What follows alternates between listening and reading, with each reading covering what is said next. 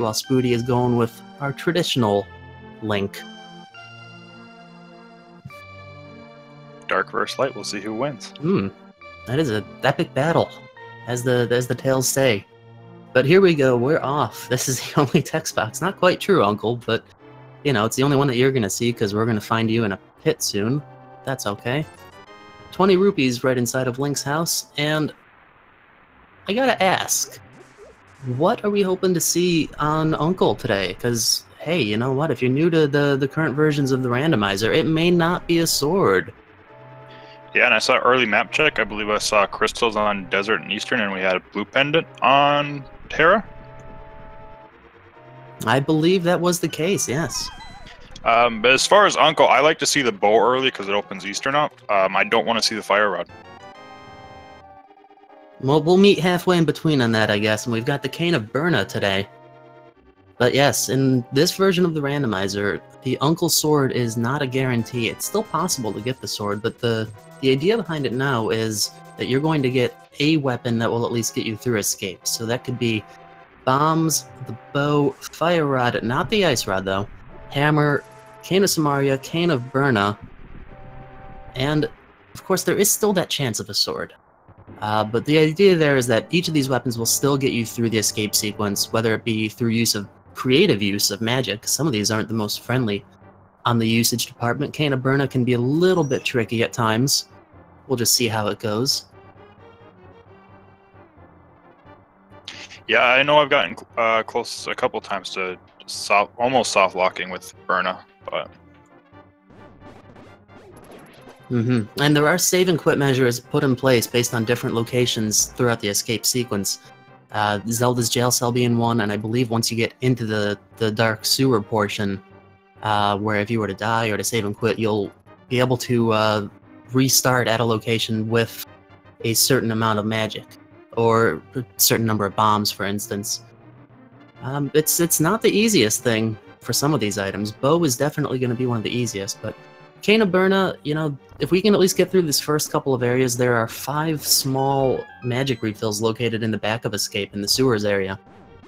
So that may be something that we see our players make use of. At this point, Ran on the left, finding the flippers, really, really nice. That's unfortunately not going to help like kick any of these enemies or anything, but not going to be a concern for the ball and chain guard because of the multiple pots that are down in that area that you can just throw at them.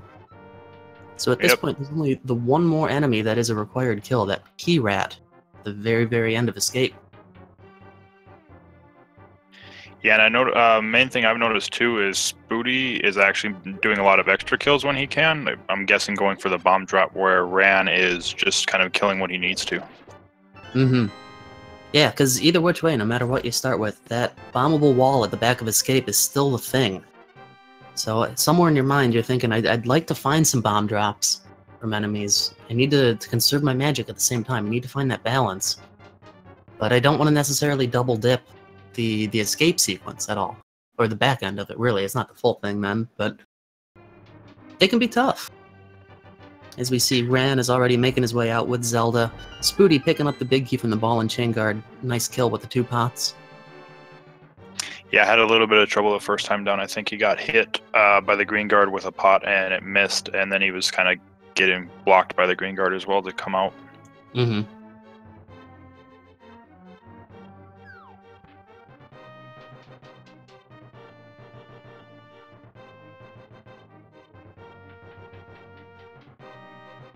Yeah, I know that one of the things that Ran has mentioned is that he likes to start with the bow.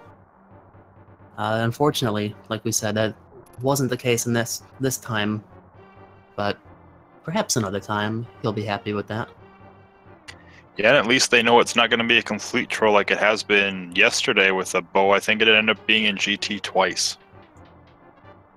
Well, that is absolutely not going to happen today, based on Eastern Palace being a crystal, of course. But, wow, that is something. On the list of items that you don't want to find in Ganon's Tower, that's probably one of 3 main ones in my book. Yeah, and it's like a very, very low chance of it happening, but when it does, that's like probably one of the worst trolls you can get. Right, because with it always being a required item, regardless of pendant and crystal distribution, Oh, wow. Here we are now making it back into this second snake room, this kind of cross room. Getting a heart piece. We still have a little bit of magic left, which is good. Spooty not too far behind at this point with a little bit more magic. Might be able to try and kill some of these rats. That first kind of sewer room, the rats tend to pool up in the top right corner. And you can usually get a pretty quick kill on a bunch of them. And hope for a bomb drop that way. Oh no! Oh no! That rat with the key just totally evaded him. Yeah. He got completely juked by the rat.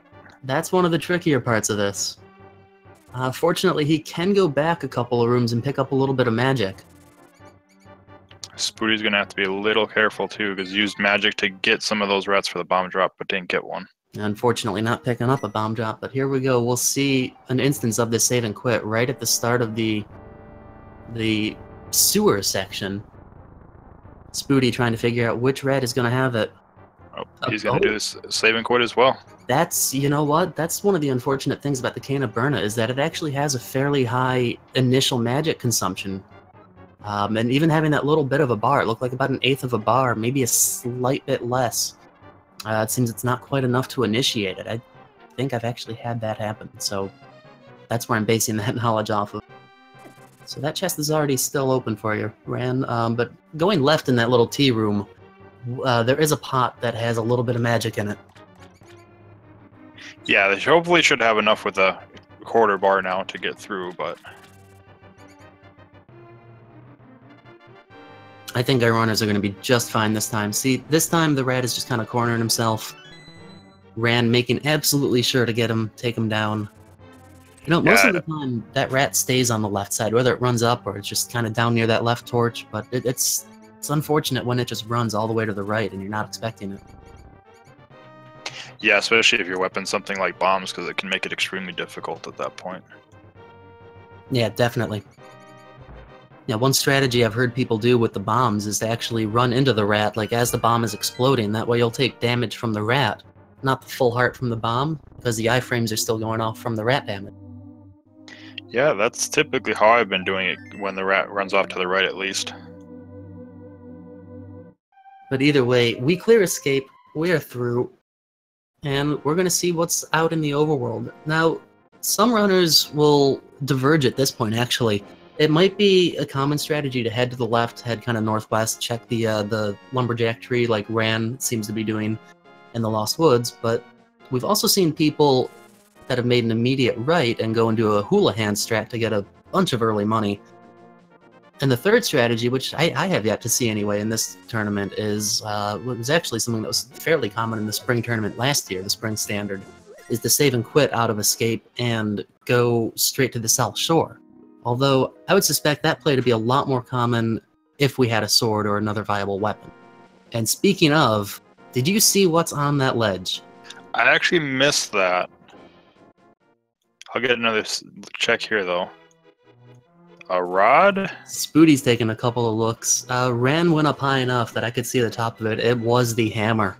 Oh, that was the hammer. Oh. That was the hammer. One of the items... Oh, speaking of swords, there we go. That's nice. One of the items that is always, no matter what, guaranteed 100% of the time to be required. So that's yeah, a lot of guarantee. We're definitely going to have Egg of 1. It's probably a nice thing that they see the hammer up there, though, and then get a sword, though, because now they know regardless they have to go to Ega. Yeah, if I'm going to see a questionable item there, I'm with you on that. I'd rather see something that I know 100% I'm going to need. Like, if it's the flute, if it's the powder, it's like, oh, crap. That's in the back of your mind for however long, because it could lead to other things, but may not necessarily be the case. At least with this one, we know for sure we've got to go. Yeah, and that means, you know, hope the runners, as soon as they have the items for it, they'll probably run right into it. Yeah, we'll see what happens on that.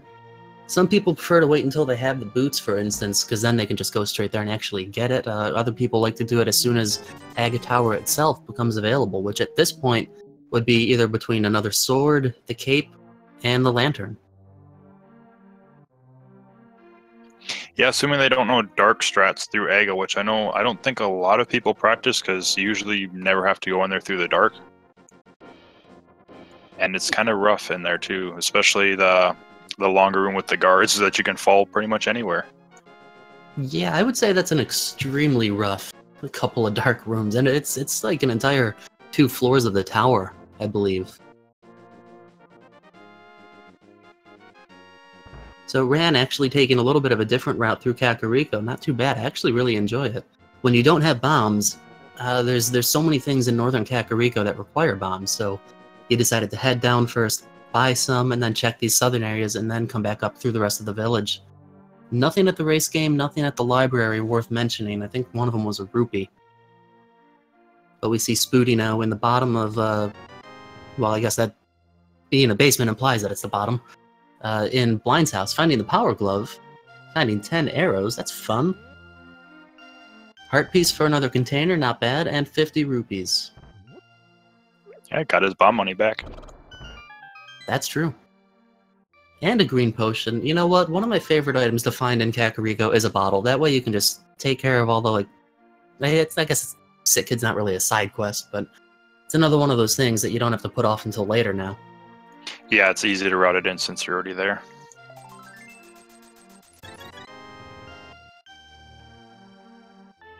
Sure is, and after all of that, we're going to check out the bottom of the well. Or should I call it a basement because it's in the bottom? We got some boots right away, though. Yep, that's nice. So that's one of those things that I was mentioning about needing to go to AGA. Once we have that opportunity, we'll be able to go and pick up the hammer pretty quickly. Finding Mushroom Moon Pearl.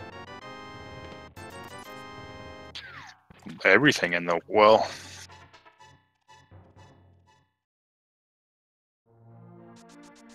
Hey, you know what? This has some interesting potential with where the hammer location is. Yeah, because if we see the other myths upgrade at this point, then we've got Dark World access. Mm-hmm. And that could put the lamp in a lot of places. Definitely could.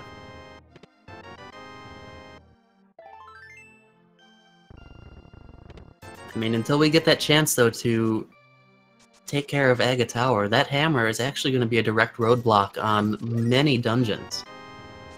And there's the flute right off of the Sick Kid. That's a good place to find it. Yeah, that's another one of those things. Anywhere in Kakariko is a fantastic place to find it. I feel bad for the Sick Kid now, though, because now he has nothing to do in bed. Well, all of that sleep that you were mentioning practicing for before, that's a pretty good time to utilize that. He can practice for me. Yeah, he's got to feel better. We need to see him jumping around in the credits screen.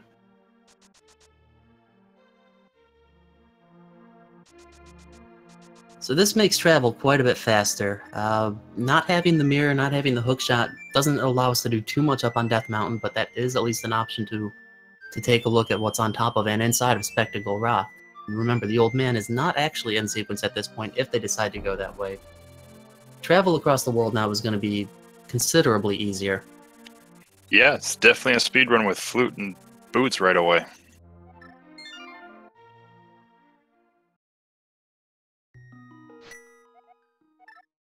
Interesting, though, to see a save and quit right after activating the flute. I guess Ran wants to go and check out the Bonk Rocks.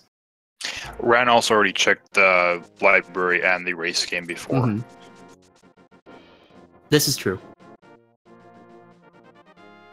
Well, there's that second myth. Wow.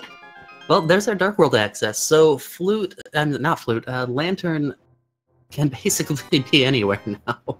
It's probably easier to list the locations that it won't show up.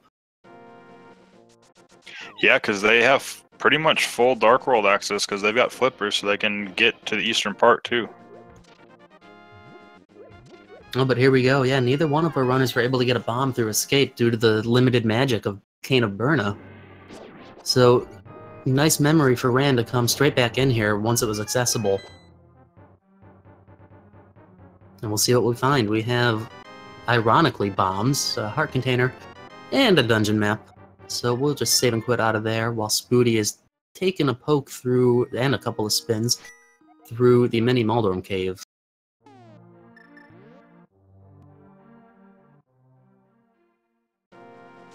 Samaria?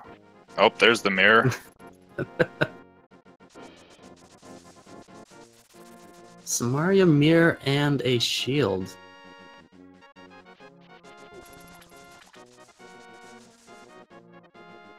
And I guess that's where they would be really, really wishing for this hammer at this point, to allow them to get to Eaststaff Mountain. But we've got a few more checks to do. We might find the hookshot at some point to open that up for us. Yeah, still a couple Light World locations they can go to before heading to Dark World. Mm-hmm. Yeah, there's no shortage just yet.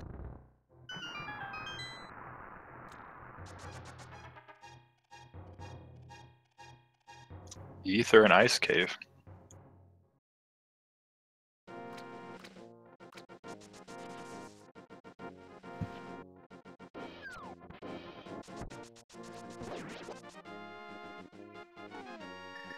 Now here's an interesting and early play.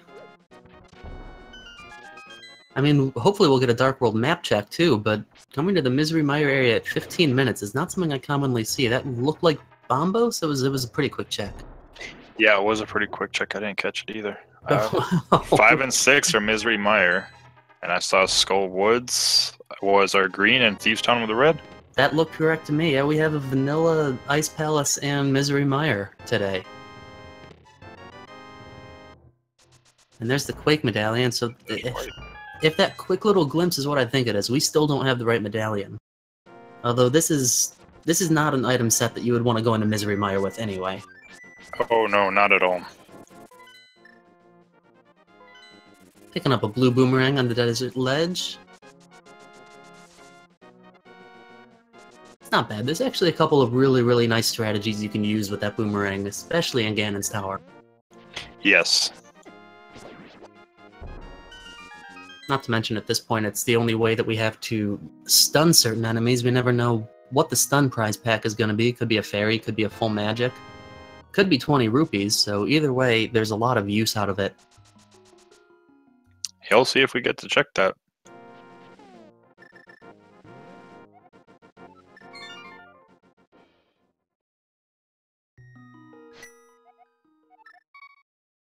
And as Spooty goes through the Desert Palace, finding the small key off of the torch and one of the dungeon items non-dungeon items, I should say, out of that center map chest. We'll see what's over here. We're going to find the big key and hopefully the second item just so that we know about it. Nice, a couple of bomb drops off of those popos. And it seems that we have Ran heading through northern Kakariko. There's the ice rod for Spooty, so that's item number 2. Nice. That's a nice find too, because we know we need Turtle Rock.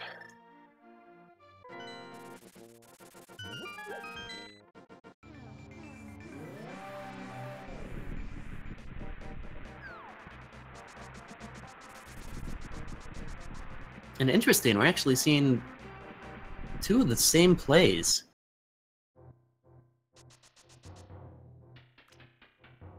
Just 50 rupees in Checkerboard Cave, not something that we necessarily need. Money has been pretty good to us in this seed. Yeah, they got that 300 they escaped, so that kind of paid for Kakariko and left with a bunch left over. Mm-hmm.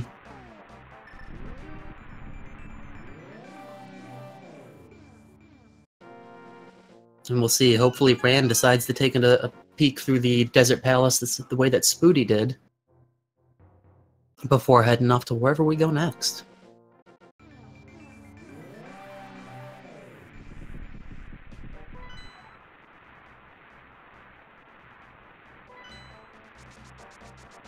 And yes, there we have Skullwoods as our green pendant.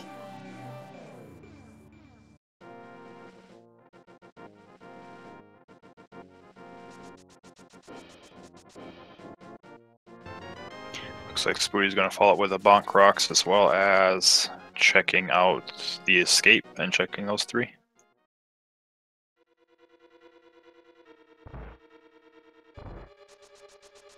Having the Titan's Mitts his first time over here too is going to allow him to check the King's Tomb. Yeah, which I don't believe Ran had the Titan's Mitts when he came over here, so he wasn't able to check this. Yeah, that'd be correct. And just a 20. Not really going to do much for us, but We can count that as a little bit of Zora money, I suppose. Yeah, I need a little bit more.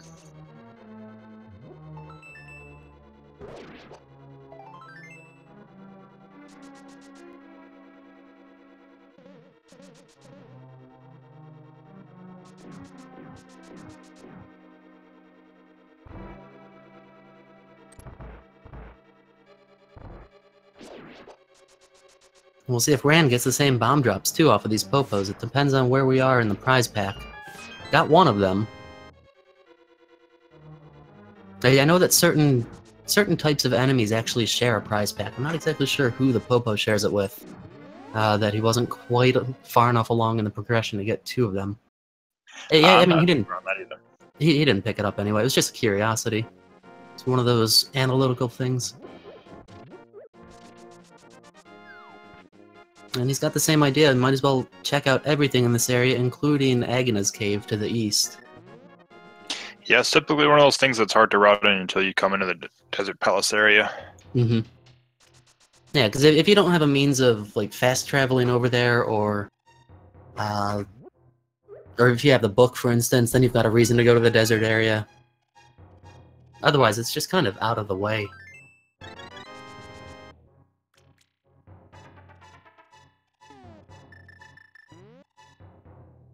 And Spooty's checking Skull Woods.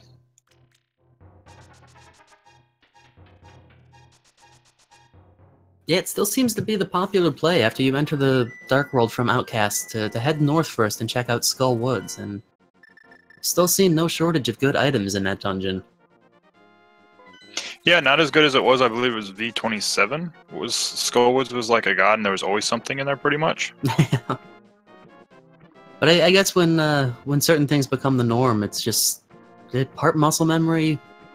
You know, I'm not really sure. Everyone's got their preference and their routing, and honestly, I think it's a good move to just head straight north anyway, because that way you can just kind of take down the entire Dark World loop as you head south instead of needing to worry about heading back north at some point. Yeah, and he got his second item out of here already as well with the heart container. So that's good to know. We know that the dungeon itself is done. We may not need to come back to it. Although, having it be a green pendant dungeon, it's still going to be in the back of the mind. Yeah, and I saw the hobo under the bridge actually had 300 rupees.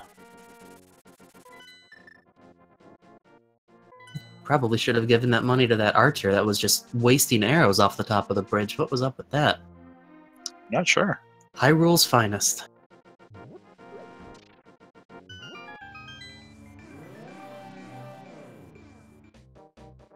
Bumper Cave, just having a heart container up top, so that's probably not going to be a location that we come back for. Although, you know what, I guess I can't totally say that, because depending on routing, I mean, at this point, the cape might actually be what gets us access to Aghanim to get the hammer, so it's always possible they could be in that area to get both at the same time. Yeah, it wouldn't be bad. It's not like it's a piece of heart, it is a full heart container, so that always helps, and they are still on green mail, so... Yeah, absolutely. So at that point, I mean, it certainly wouldn't be out of the realm of possibility. See, now that was just a heart piece right in front of him, and he skipped it. I mean, it just doesn't have the same value. No, typically, like, once you get to that, like, 9-10 hearts, that's usually when you're, even with green mail, you feel, you know, a lot safer against pretty much anything. That is true.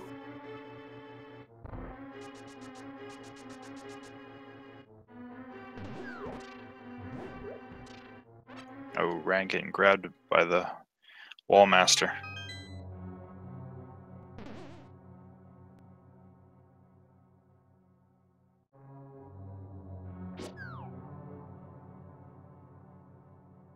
$300 from the C-shaped house in the village of outcasts. Not so bad. I would say at this point we're set on money, like definitely. Yeah, because I know you know they need the 500 for Zora, but they've got pretty much the money for everything. You know, maybe a little bit more for the mini games that they have to play in Dark World, as well as everybody's favorite extortionist.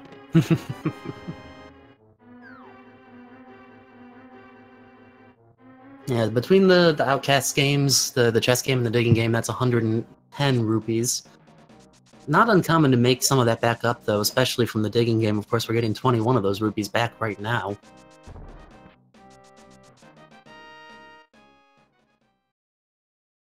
And we're going to see a dip into Thieves Town. Hammerless Thieves Town. Something that I'm actually really happy to see a lot of people going for. It's understandable when you don't want to come in here, knowing that you can't full clear it because you don't have the hammer, but granted, too, it is a pendant, but it is a beatable dungeon, and at the end of the day, it's just potentially one item that you're going to temporarily, hopefully permanently, skip out on if it winds up being nothing. And there's, you know, people typically put a little bit of extra weight on the importance of it because it's in a dungeon, which I can understand. But the reality is that it's not too different than any single item location in the overworld at that point. If you just don't have the means to check it, just keep it in mind. Don't let that deter you from clearing the dungeon, especially if it is a crystal. Those are my thoughts. Yeah, I mean, it takes, especially, you know, this one, it's deep in the dungeon, so it takes a bit longer to get to, but still, you know, there's, at most, you're going to get 3 items in here, which is, you know, a good concentration, because Thieves Town isn't a terrible dungeon to run through. It's still pretty quick. Yeah, all in all, it's generally a pretty safe play to at least go through the dungeon. But we're going to see Spooty bail on it after the first 4 chests and head down to the digging game. So how many digs are we going to have? Okay, I couldn't even finish that sentence. Wow. Yeah, that was nice and quick. 3 for a heart container. I think everybody will like that. It's all about saving time, and you know, if you only have to dig 3 times, then hey, why not? Good for you.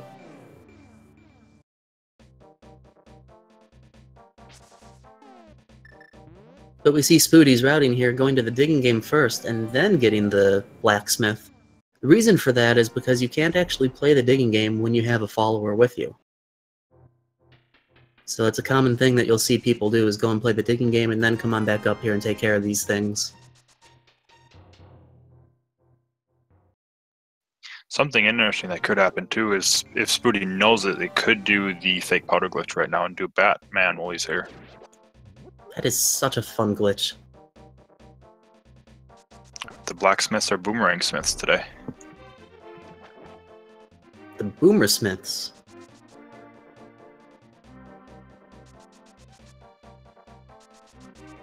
Looks like he's gonna skip the fake powder though. You know, I can understand why you would route it this way, actually, because without having the hammer, you wouldn't be able to get back to that portal. And it would take a lot of time to get back up to the top of the village to go back into the Dark World. So he probably just feels that it's more valuable to head down this way and continue this circle of items. That's true. Speaking of items, we have Rand turning in the mushrooms, so there will be no chance of fake powder from him. No, but it's definitely good routing up here because you've got the money for Zora, Mirror. It's a good time to get catfish, and it's one of the best ways to route catfish in usually. Absolutely. It turns a 1-item location at this point into 5. Because of the 2 in the waterfall, the 1 on the Zora ledge, and Zora himself. So we got blue mail there. Well, that just makes it even less likely that we'll see that heart container be picked up from Bumper Cave. But I guess that's acceptable. Rand deciding not to get the 10 bombs from Catfish.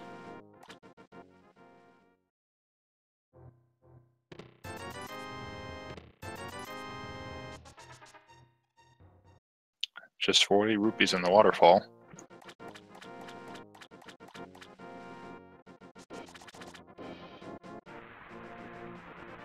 We'll see if Rand's hopes are true now.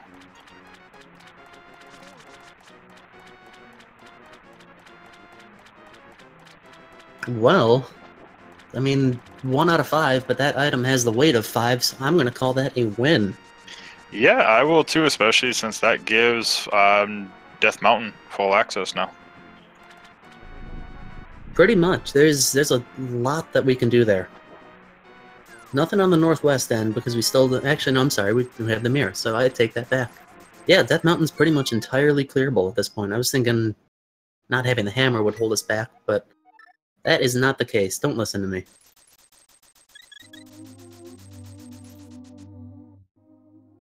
Which, speaking of, I was just going to ask, when are we going to get access to even get our hammer? And that helps a little bit. That's one piece of the puzzle. Yeah, we just are missing Lantern now.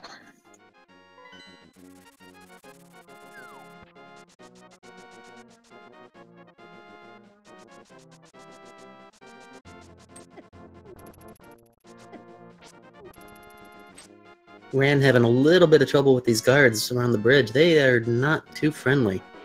But we're going to check out another area that we have not seen. Actually, on both sides right now, nobody's seen the Lake Hylia Island, I believe. No, I don't think Ran checked it when he was making us go to... I think he just went straight to Hobo. It was just a heart piece. We'll see what's in the back of Hospital's house. It's usually a good 3-item location. And it was indeed a good 3-item location, because there's 3 items. Wasn't an ideal 3 items. And it seems Ran is just going to flute right away to Kakariko and presumably enter the Village of Outcasts. Yeah, I think it'll make the same way that Spooty just made.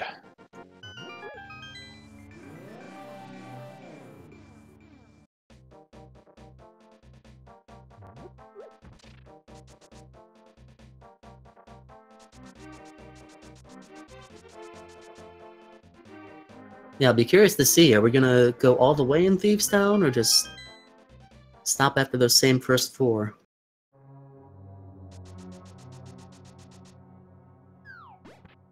Is it how many items are actually in this first section? Was it 3? I believe it was 2. I think we found Big Key and Map. Okay. I could be wrong, though. Yep, there's the map. Well, so far you're at least half right, and that's good. Yeah, 3/4. Because the first one was a hard container, so we know the big key's got to be here. That's true. That's always a guaranteed thing in this first area. One other interesting thing, though, about this logic is that it's possible to have the small key in the big chest, kind of locking itself behind that door. So even without the hammer, it's still very possible that we can get all 4 of the items out of here.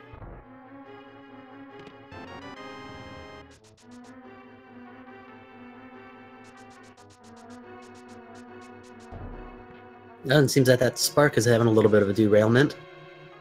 Yep. It's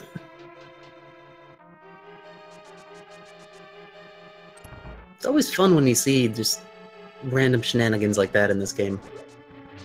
Which is almost all the time, really, but still. Yeah, but it's such a well-programmed game. It is the best. There is nothing broken in this game whatsoever.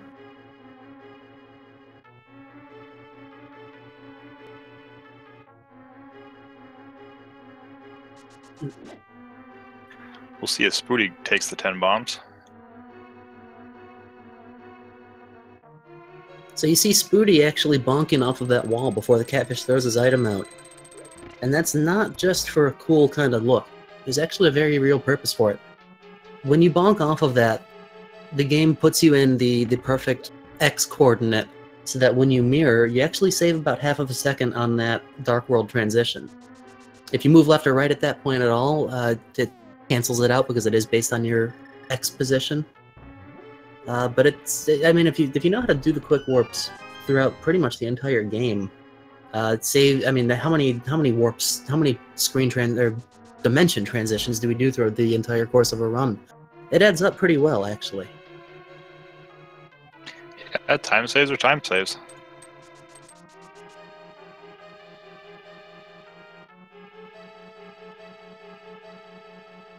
We are going to get to see the back of Thieves Town, though. Now, is it the basement of Thieves Town, or is it the bottom? It would be considered the basement.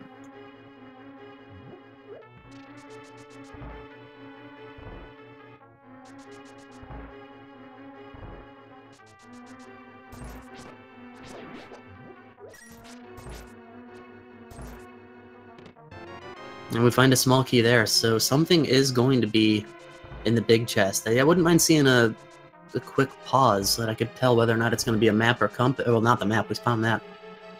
Yeah, I don't know. I don't think we've seen the compass yet, so... And meanwhile, we have Spooty, I believe, up on Dark Death Mountain, rescuing the old man right now. Yes, we do. So an interesting route divergence. We'll see what happens.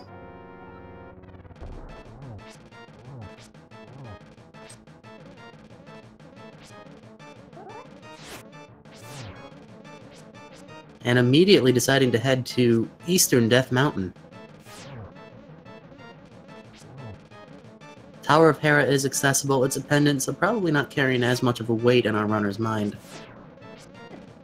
Meanwhile, Ran having a teeny bit of trouble with this final phase of the blind fight. It's kind of a nice little bullet hell between the heads floating around and all of the fireballs, but there we go. We get our item out of it from blind. Yes, so unless we miss the compass on the top level, then that would be all the items. That would be quite nice. Which from chat, it looks like they're saying there was not a compass so far, so... Well, that is just fantastic then.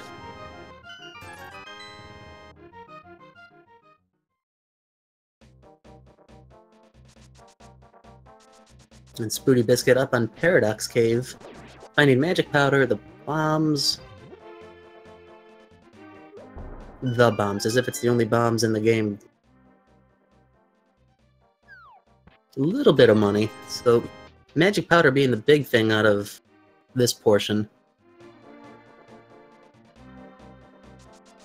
Lines up for the bomb jump, nicely done, gets across. And that jump is actually a fairly, one of the easier ones to set up. For those of you that may be interested in learning the game or learning new aspects of the game. And another kind of fun point about it is that even if you do fall, you can try it once, maybe even twice, and still be a little bit quicker than going down and around.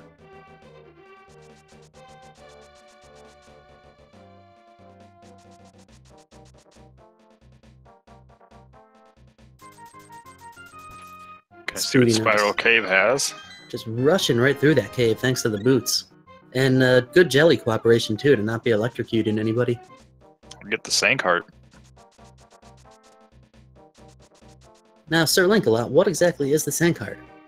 Sank Heart is the heart container you would typically find at the end of Escape. It gives you a full health refill. It's the only one that does it because typically all the other heart containers are dropped by bosses, which just then give you a full health refill during the cutscene.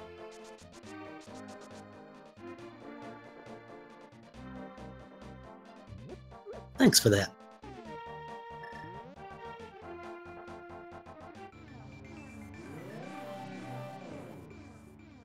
So Ran, having already turned in his mushroom, is not going to be able to even consider fake powdering at this point. Nope, he'll get his magic boomerang, though. This is true.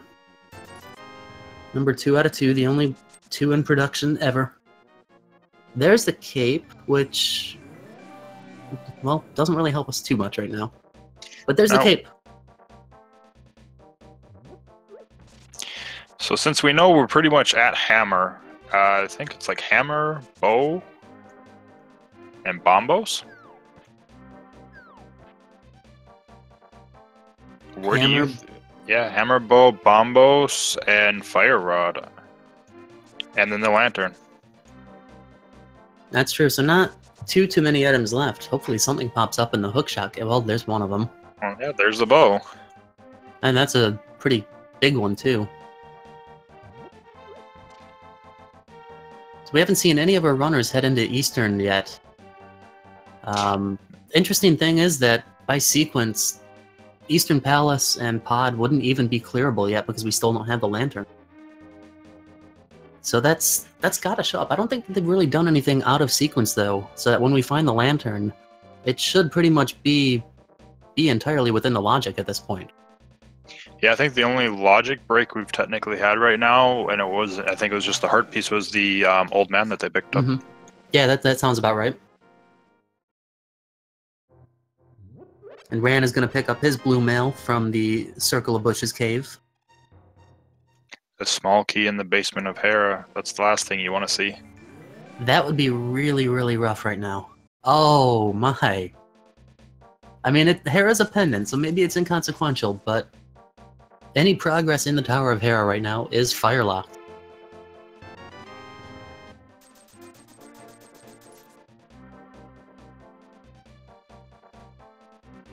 And just some rupees there. So we are done with Death Mountain for now.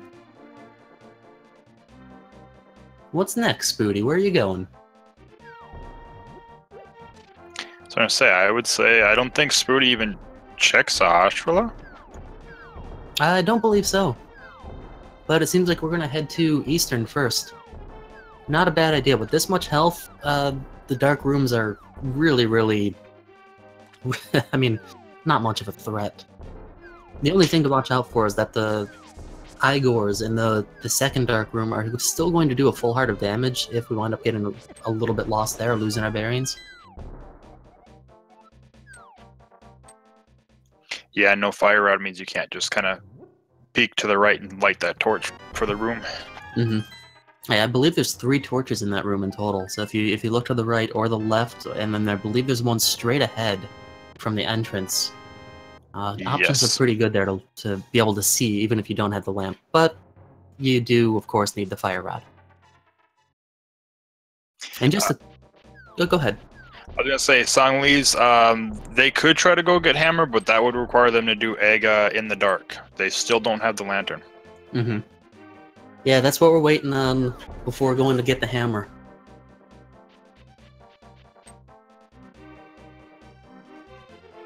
I just wanted to clarify, too, that even for these dark rooms in Eastern, even if we had the fire rod, that would not technically be in logic to use that to light the torches. Just in case anybody was wondering. And Ran picking up sword number 2. One more piece of the puzzle completed for him now. We just need that lamp. And without the Bombos medallion or the fire rod, we can't even consider checking out the Ice Palace. Yeah, and it won't be in Turtle Rock. So let's see what's in this big chest in Eastern. It's another bottle. So at this point, nothing else in Eastern is in sequence. We don't have the lamp. It's not going to be anywhere else in this dungeon. So that gives us a pretty good handful of places in Pod that it could be. Another possibility would be the first chest of Swamp. Second, technically, because the first one is always a small key. I think that would probably be one of the most troll locations for it right now, because you're not going to even think about going in there for that one item, and then it becomes the lamp, which will lead to the hammer. Oh, I didn't even put those pieces together. But what else is there? I don't know that there's a whole lot that can be checked. Yeah, I think Pod, Swamp, we have both items out of Skull Woods. We know it's not in Thieves. There's another sword, by the way. Yeah, we can't get to Ice Palace.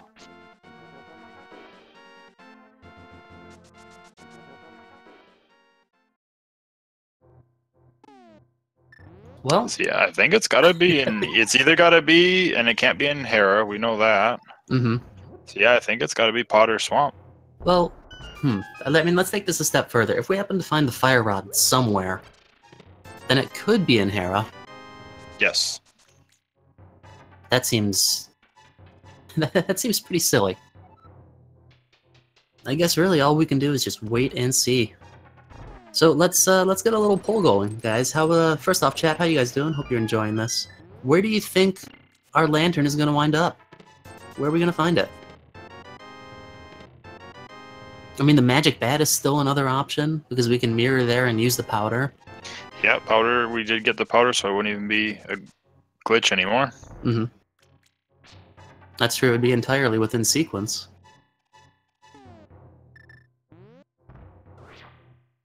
Also true, if we do find Bombos, it could be in the Ice Palace. And then Book could also lead us to either one of the tablets.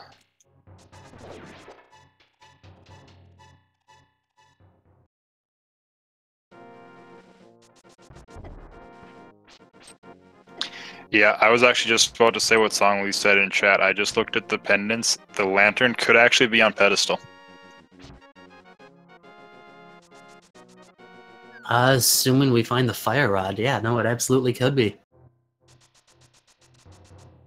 That would actually be pretty funny.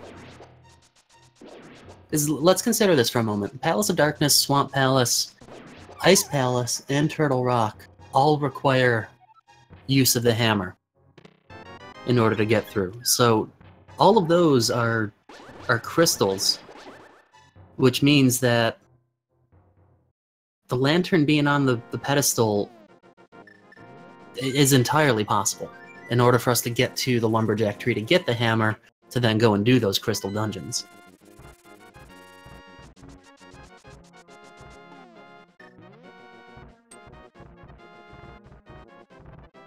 Wow, so this just gets more and more interesting. But it just goes to show how many locations the hammer locks, because there's just not that much left that we can do at 45 minutes in.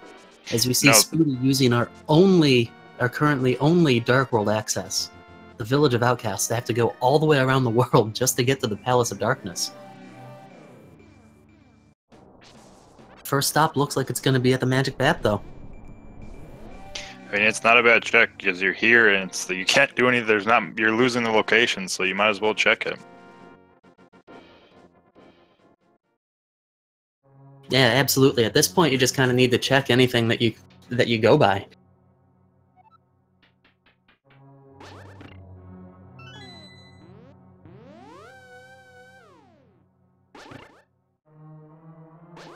So I'm guessing if you're the runners right now, the last item you want to see is a fire rod. There's the lantern right there. Okay.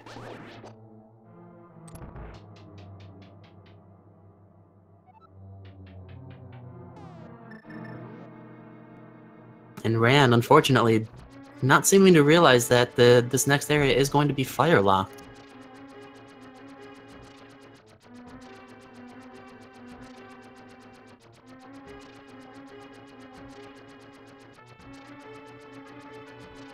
So here we go. We have our Aghanim access. We have the light to be able to see once we're inside the Aghanim Tower. And then we can go and beat Aghanim.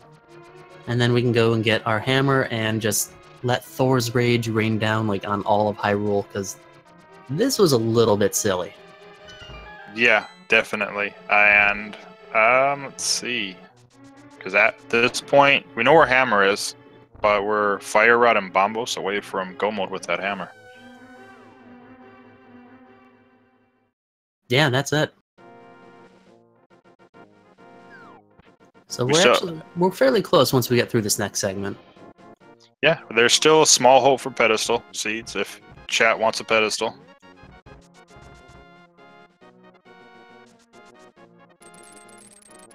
Yeah, that would have been interesting placement though to have the lantern show up there.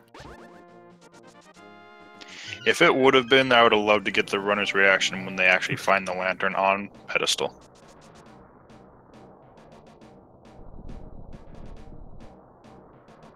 And Spooty with the Tempered Sword making very, very quick work of this tower. There's a couple of red guards up ahead that will still take 2 hits, but pretty much everything is going to be going down in just 1.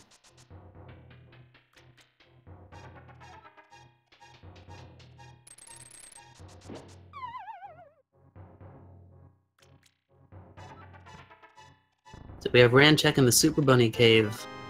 Hadn't quite made it to that area just yet, finding the cape and a bomb upgrade. On the heels of picking up his bow then from the Hookshot Cave.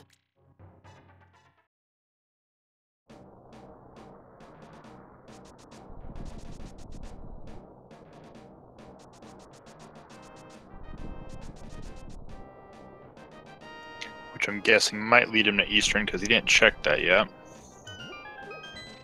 This is true.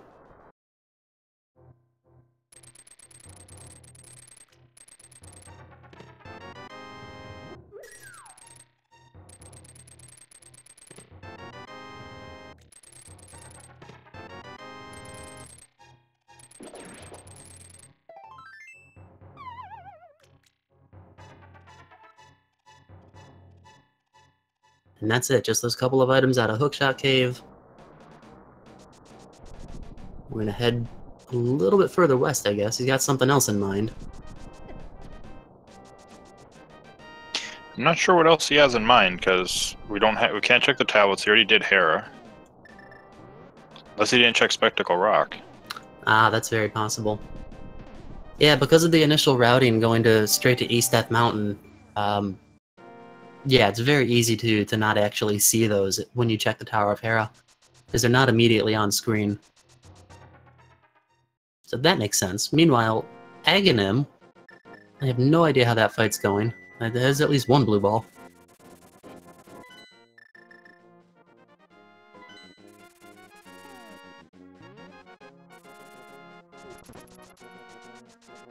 Ran with the muscle memory, thinking it's like, I'm gonna go to pod and do Eastern and pod at the same time, but no hammer. Mm-hmm. Yeah, there's a lot of things that just become second nature in one's movement. Because every other time you do it, you're used to having it be accessible. So the one time it's not, it can take a moment to realize that. It happens to everybody. I think I've seen 3 or 4 blue balls on the Ega 1 fight now.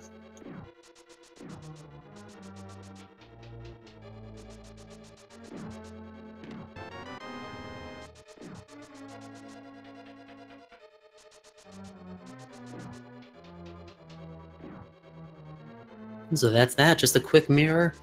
We'll flute to 3, run north as fast as we can, or we're gonna save and quit. And just totally make me eat my words. That's fine too. I haven't had lunch yet, I was a little hungry, so that's fine. Words are delicious, guys.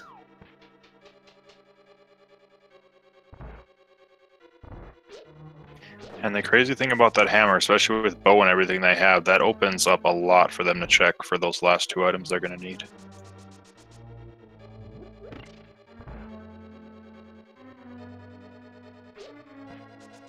Yeah, it really does. Palace of Darkness is going to be completable. Swamp Palace is going to be completable. Desert's completable. Yes. Yes, Desert's now completable. Specifically thanks to that fire source that we have. I mean, if you really, really wanted to push it, they could go into Turtle Rock. Yeah, they could check that first item in Turtle Rock. It's not completely 100% unheard of to have Fire Rod be deep within it, in Mimic Cave, or even on the Laser Bridge in rare cases, but Spooty being quite wise not to listen to me right now. He's gonna go and check out the Palace of Darkness.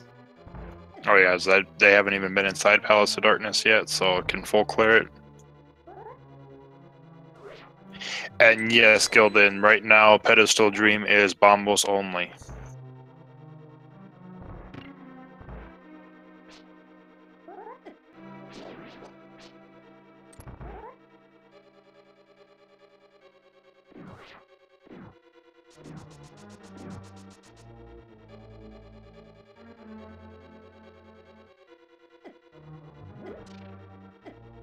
Ran about to pick their tempered up.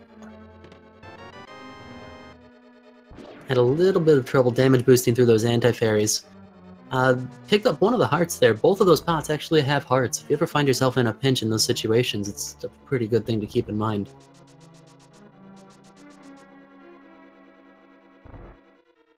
Well, pod was not bow locked.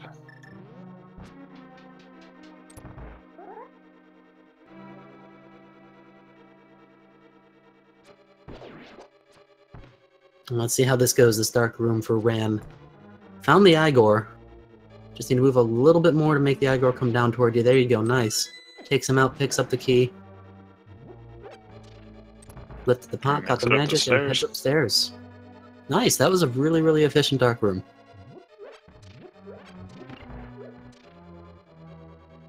And that's one that can be pretty easy to lose your bearings on, because the Popo RNG is completely random.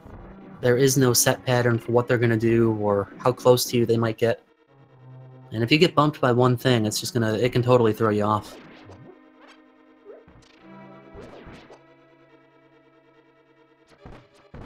I mean, if you happen to have an issue with it, you can leave the room and then come back in, and it is reset to its original enemy formation.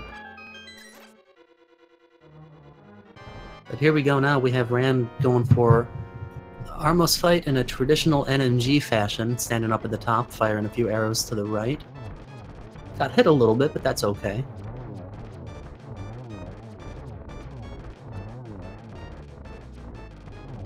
Takes out one, and the last one, and there we go. And that's crystal number 1 for Ran. You know, it's amazing that just because of sequence, that we're only just now really picking up our first crystals. Yeah, and even with the crystals, I mean, for Spooty, it's no longer out of logic, but technically, first crystal was still out of logic, and we're almost an hour in. Mm-hmm. Yeah, so for those of you joining us right now that may be wondering why do they have so few crystals right now, an hour in, the short answer and the simple answer is just because the seed kind of directed them in that way.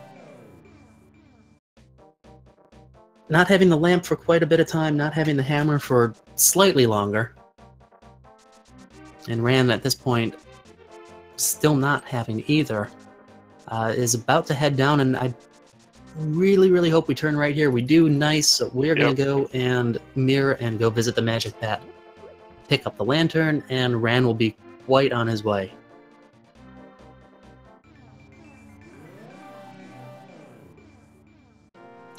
Lamp is on the magic bat, so Ran is actually about to pick it up right now, Shady Force.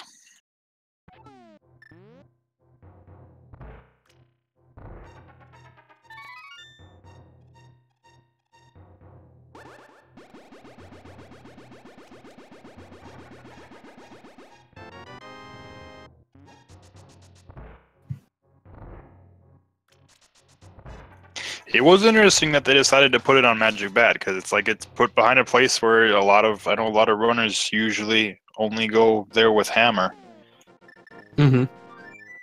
Yeah, it's kind of the back way into it, similar to the graveyard ledge. If you don't have the mitts or boots, you can still get to it, but it's quite a labyrinth to get through the graveyard itself. It's just something, it's just one of those things you so frequently expect to have a certain item set to just get there the quickest and easiest way. But sometimes these, not in this case, I should clarify, but sometimes it just eludes people.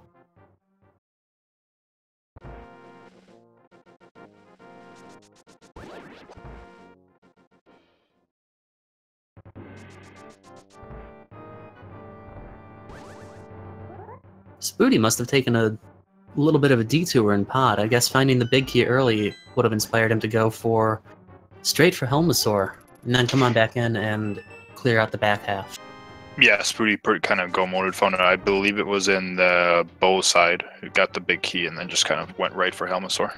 You know what? I can't say I've never done that. It's kind of becomes a wash.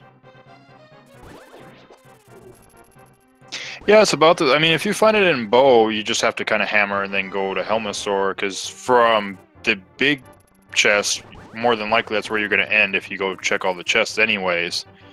Then you're usually just going to mirror out and start from the beginning of the dungeon anyway, so it's probably about the same amount of time, regardless. Mm-hmm.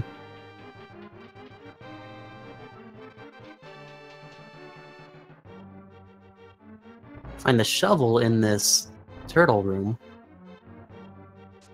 And Spooty actually making really good use of his key counts. He did not go down into that hellway with the spikes, because that's going to be a 1-for-1 with a key, because there cannot be a small key in this dark maze. So he realized that he would have gone down to spend a key just to get a key, so why not just head over here?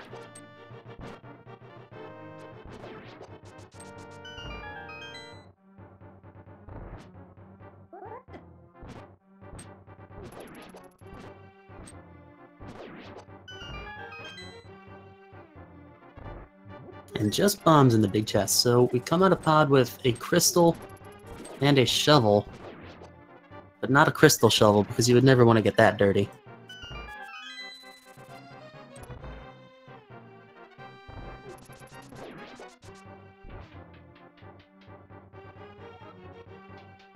Looks like making the plane. No, never mind. I was about to say going to swamp, but gonna do the shovel first right away. Yeah, I was curious how the routing would be handled at that point. Because I know that at times, when you're quote-unquote relatively late into a seed like this, you only have 2 crystals, you might feel a little bit behind, but I guess really analyzing the progression of this seed, I don't know that you would feel behind, because it kind of made you go into some... It basically dungeon locked you for the majority of this so far, so I don't know that you would feel as behind in a situation like this. I don't think I would feel like super behind, maybe a little bit, because they did get the powder in Death Mountain. I believe it was in Paradox Cave. Mm-hmm. So I wouldn't feel super behind, because it's like they didn't wait that long to go check. It wasn't like the Batman was the last area they could check. It's true.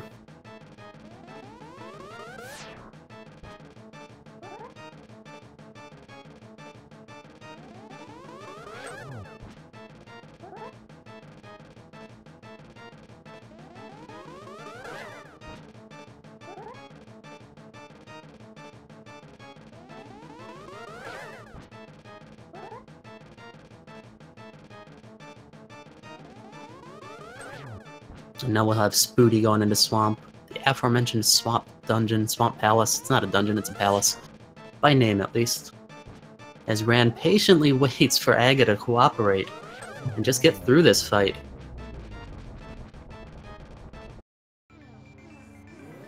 We get him down.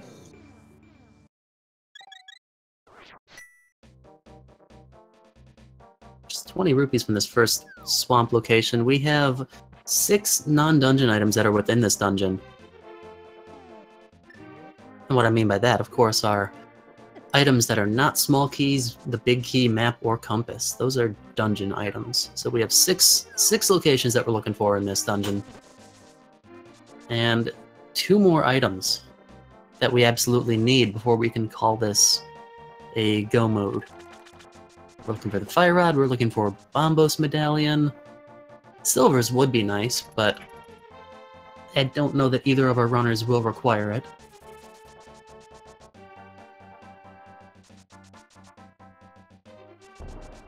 This is interesting routing by Ran.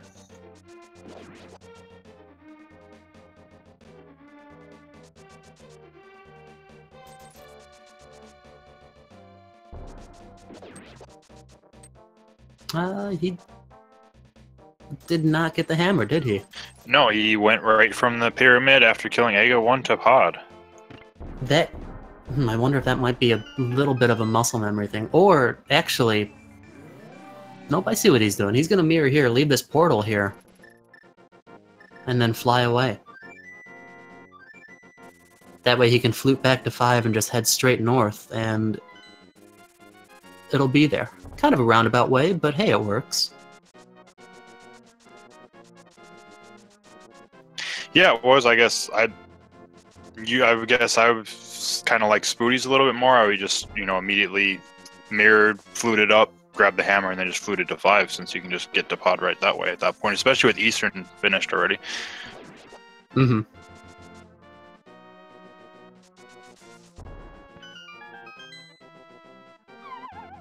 Yeah, that might have been just a little bit more efficient, but we're on our way to get the hammer. We're going to press onward, keep going. Yeah, Ice Palace is not accessible just yet, Daddy. They need either Bombos or Fire Rod still.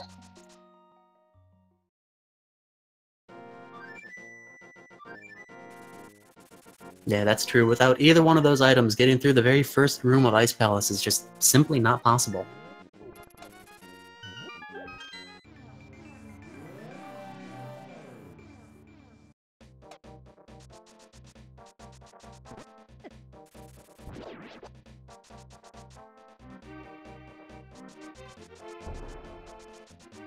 So Spooty checking out the left side of Swamp.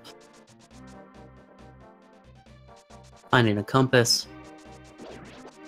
And what else are we going to find?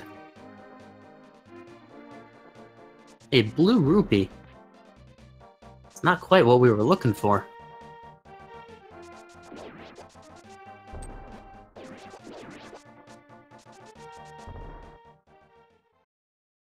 But Swamp is kind of the dungeon that I mean, it's a good dense dungeon for the number of items that you're going to find in it, but I mean, you're going for a time sink of 7-8 minutes to full clear it, and that's a big chunk of time. And it can be more depending on where that big key is. Ran mirroring just a little bit before getting to that first chest.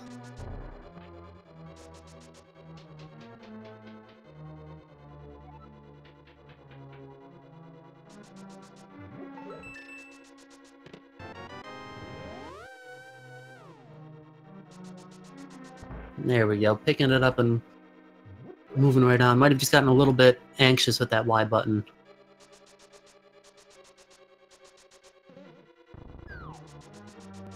Yeah, Ren might feel behind because of how late they found the lantern. Mm-hmm. Yeah, that kind of goes to what I was saying before. Like, would you feel behind in a seed like this? And I guess there could be situations where you do. SpootyBiscuit doing a nice job avoiding that staircase sucking you back in. I'm sure you've all noticed once or twice, or maybe even a dozen times, that if you just go up that staircase that Spooty's about to go back down, it'll initially suck you back in. The way to avoid that is actually if you kind of dash in off the side of the doorway, and as Link is going through the stairway animation, if you hold left or right, you'll come up at the top of the staircase facing either left or right in that direction. At that point, you can just push down and theoretically just walk right out. It's kind of funny because Link's like in the back of the staircase, so it looks a little weird, but give it a shot.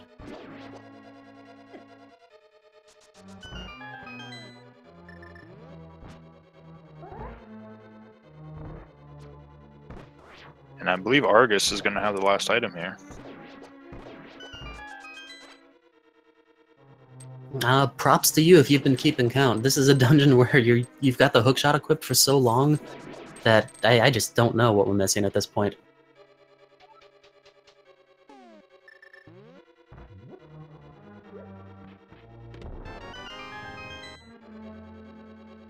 But Spooty taking some really close proximity to Argus, having the red mail and tons of health. There's really no concern for a loss of too much health. We'll just get these 2 quick spin attacks in on Argus and finish that one off. Oh, nope, I did miscount. We got a map from there.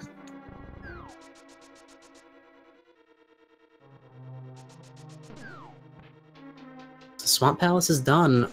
What is our next play? Because we got both items out of Desert, so even if we went there to complete it and get the crystal, it's not going to necessarily help us progress. No, and I guess I would avoid Desert because you're going to need to go clear Mire at some point anyways. Right, and just not having access to that, it might as well come back later on and do them both at the same time. So, coming back up here, Spooty is going to be thinking one of a couple of places. First off, possibly Spike Cave.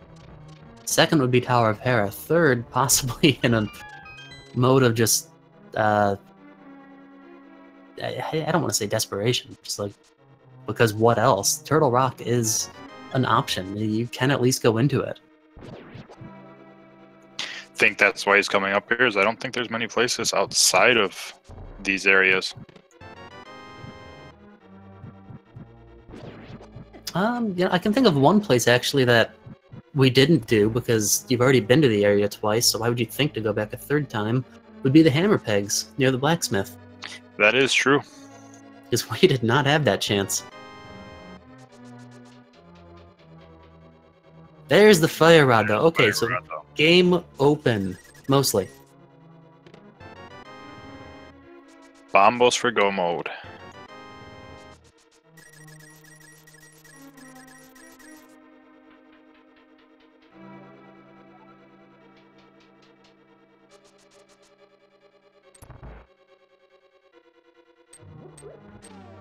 And he's just heading straight for the Ice Palace.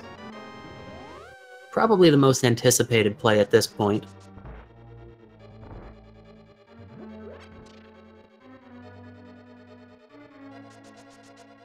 He's got 3 crystals at the moment, so this will be number 4.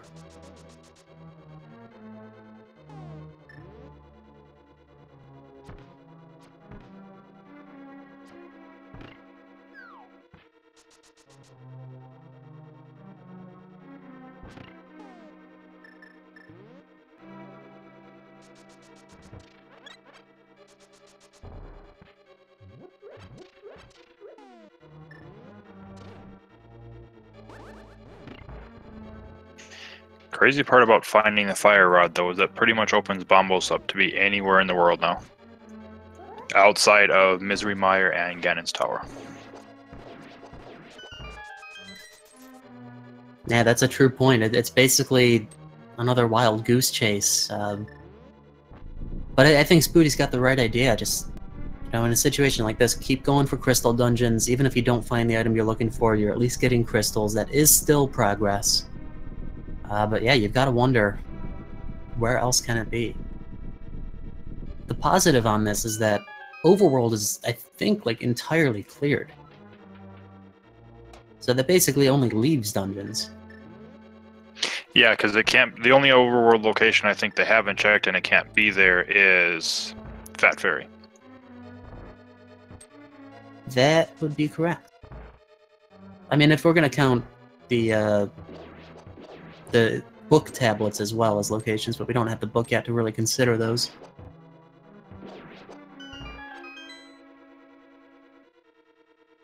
This question would be, if you would find something like the book in Ice Palace's Spooty right now, would you go check the pedestal right away to see if Bombos is there? I probably would. Just to at least get that little bit of knowledge. Yeah, because that's going to let you know whether or not you can go mode certain things, but on one hand, I may not. You know what, I might, because yeah, if it is, you want to go straight for those pendant dungeons, because they've all been accessible for a little bit now. Anyway, back on the other side, Ran making really quick work of the Helmasaur King. Didn't seem to have any sort of trouble with that fight at all. No, it was a very clean fight. The entire dungeon, for that matter, right down to the Hammer Yump.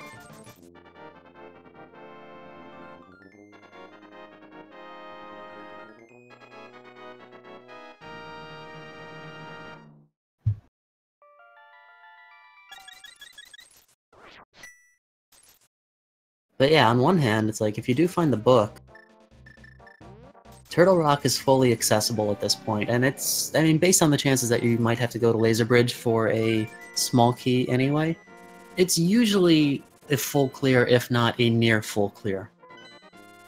So I think that might be a preferable first location.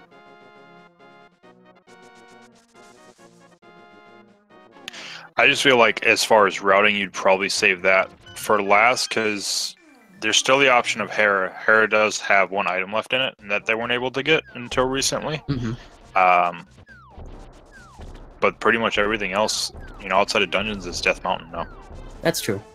I guess if we were to have that knowledge too, then you could save Turtle Rock for the end and just go straight to Ganon's Tower, which is always an ideal thing.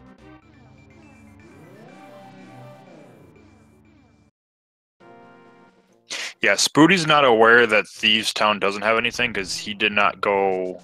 He only checked the first 4 chests and left, but there wasn't anything in there, and we know that from Ran's side.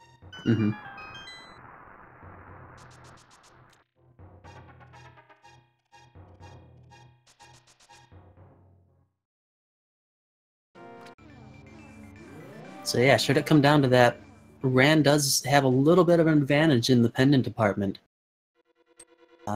And I gotta say too, for both of our runners, ever since finding that progression, finding that lantern, and being able to go and get the hammer, they've just been cruising right through this.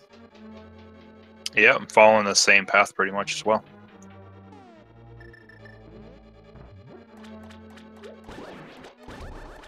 Spooty's on Cold Stare. Gets him in the corner.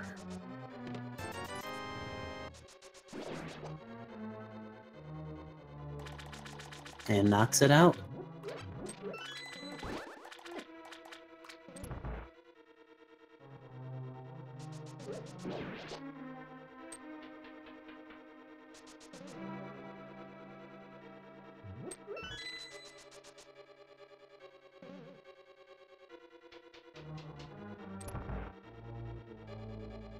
So let's see where Spooty goes now. Yeah, this was kind of the toss-up. I mean, I think at this point, since we didn't find the book, Turtle Rock is definitely... I guess I can't say definitely, but Turtle Rock would be where I would go in a situation like this.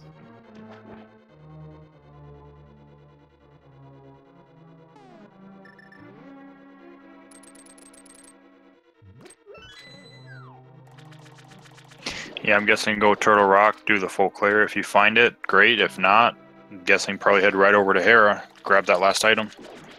You could. It's well, relatively quick, I suppose, because you still need to go to the basement to get the big key, so that's a little bit of a time investment, but if it's not here, I mean, where else do you go? So, it's probable. But Turtle Rock, another one of those dungeons that has technically only 5 non-dungeon items within it, but because of the Mimic Cave being, like, right there, it's generally safe to consider it a 6-item dungeon.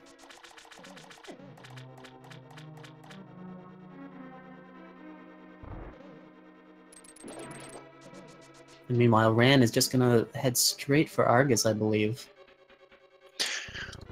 Daddy K, the book is not actually needed to get into Desert Palace. You can also get to Desert Palace by getting the flute, Titan's Mitts, and the mirror, and you can get into it. They've actually already been to Desert Palace. That's where they got the ice rod.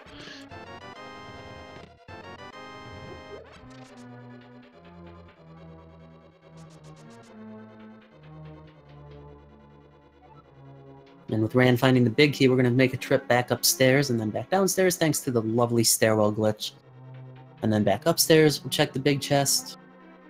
And then, yeah, I don't believe that he went left side just yet, so we may see that. It's tough to tell. Some runners, when they're only looking for 1 or 2 items, might actually, or usually go straight for Argus, because it's where the higher density of locations is within this dungeon. Ran might also be gambling, because if he thinks he feels behind, he might gamble on a left side skip, assuming maybe the person he's going against did not. Mm-hmm. Yeah, there's any number of things that could be running through their heads at this point, and it's, I mean, ultimately impossible to really speculate on and hone in on, but, I mean, any one of these things is plausible. We've got an early big key.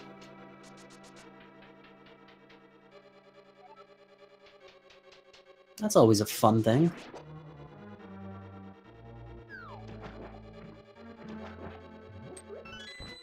Unfortunately, at this point, they'll still need to check that vanilla big key chest.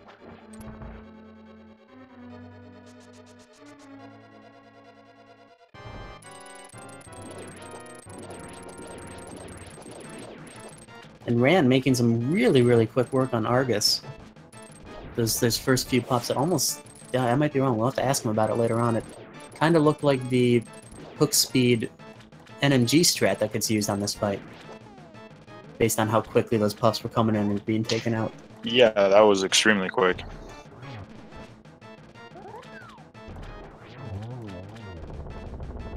Gets Argus with a very clean fight. Yeah, yeah. Really, really nice.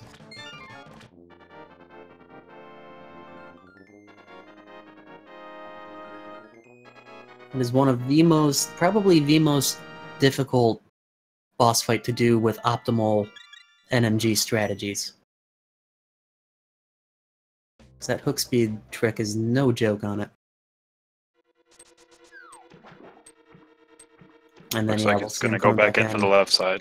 Yep.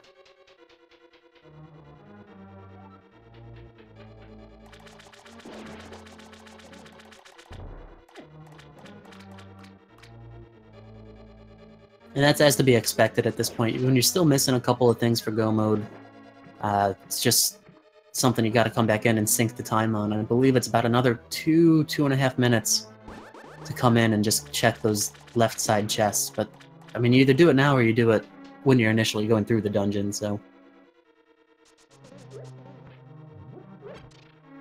It's a long, grueling, and honestly, I find it to be a really boring dungeon to have to go through. It's, yeah, it's definitely. monotonous.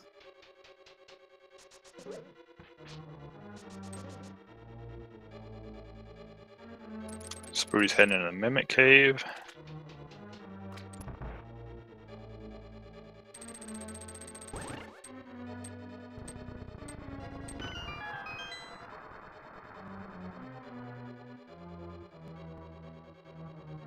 There we go! There's our bombos. Now we can go beat the game. Not too bad. So we'll finish up Turtle Rock fairly quickly. And then it's going to be a nice 1-2 punch on the Misery Mire Desert Palace combo.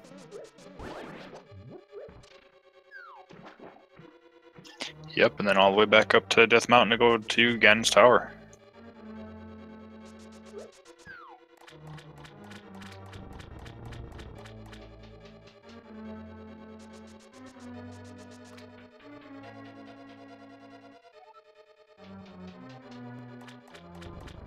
Now, the unfortunate thing at this point for Ran is that the Fire Rod is in kind of a out-of-the-way location. Fortunate thing is that without the Fire Rod, there's just not much else that Ran can do after this dungeon, so hopefully the seed is going to kind of send him there. Yeah, I think there's, like you said, there's not many places left. I think he's going to have to go up to Death Mountain, so it's the decision if he tries, you know, does he go into Turtle Rock right away, or does he head in check Spike Cave? Mm-hmm.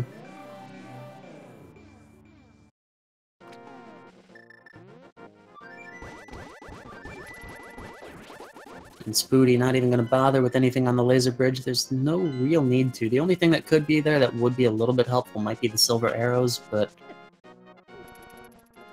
Spooty will be just fine without them.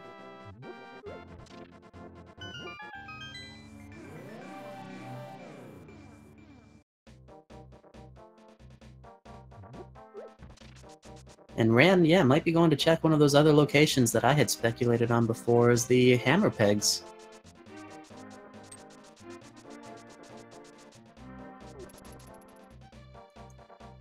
Well, we'll get to see what's here at least.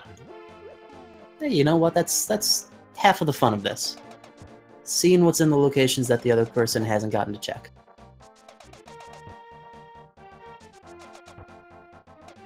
It's fun too when you're trying to hammer dash around those pegs and you've got a chicken so close to you that you just pick up the chicken instead of hammer dashing. And Yes. Then it clucks at you and you throw it and it bounces off of a peg and you pick it up again.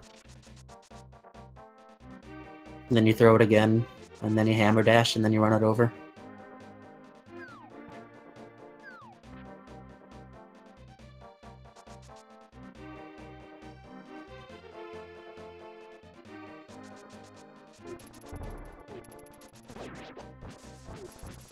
Ooh, finding a bush guard there. Made quick work, didn't have to get caught up in too much of that nonsense. And I guess we're going to see Rand use the shovel.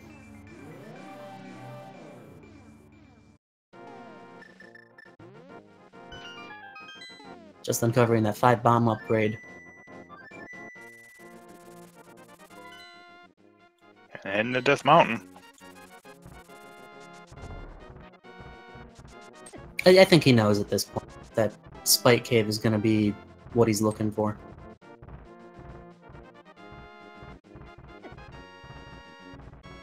Yeah, with his routing the way he's going, he's got it. Unless he goes right into Hair to check for... I don't know if Ran went in there.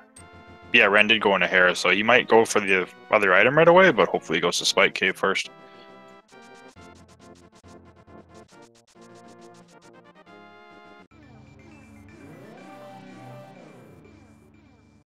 And to the left. So, Tower of Hera it is.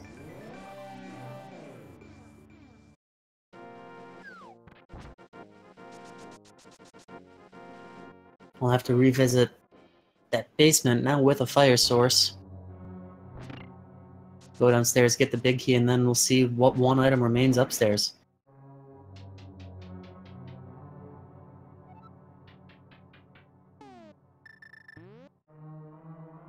Meanwhile, Spooty almost getting the very quick kill on the land mole, is getting that third snake to have the short hop. Unfortunately, not able to get a second fire rod shot, but finishes that off quickly with the second spin on the tempered sword.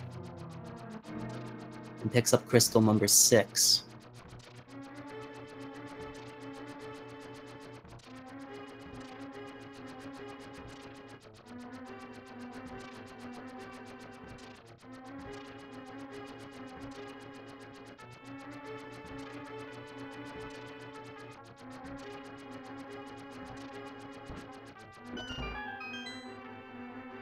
And there we go, Ran patiently waiting through the tile room, and then running right through these next well, that next room.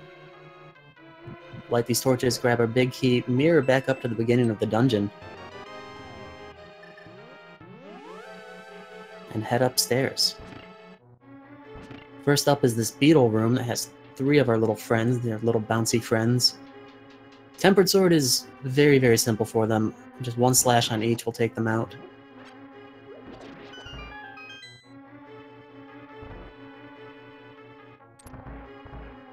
Now let's see how Spooty handles this Mire 2 room with the whiz robes. Making really, really good use of the sword beams. That is probably one of the most useful rooms in the game to have sword beams. Nice use of the Cane of Samaria, too. Not normally an item that you have right there in the vanilla game, so it's another instance where you can employ some different strategies based on different equipment in the randomizer, and it's really innovative at times. Really nice bomb jump, too, from Ran on the left side, picking up more bombs, just to complement that, I guess. Realizing that that's item number 2 and mirroring straight out.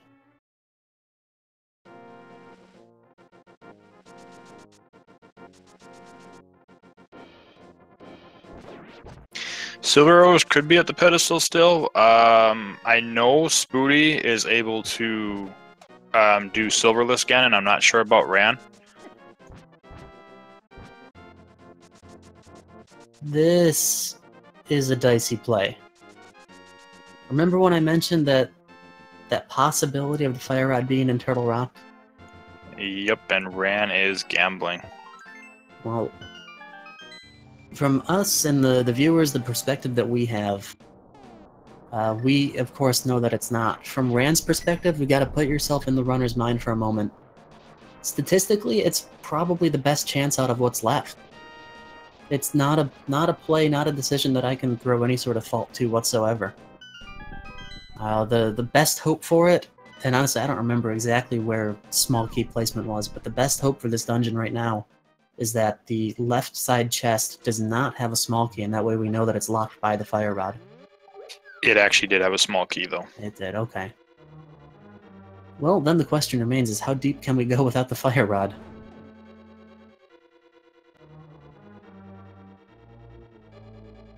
Fire Rod was in the Spike Cave, for those of you that might just be joining us.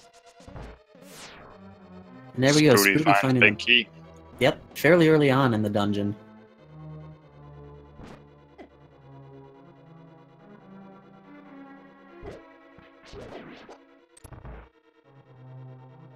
And I guess the Chain Chomp room is also going to have a small key, so we can get actually fairly deep in this dungeon.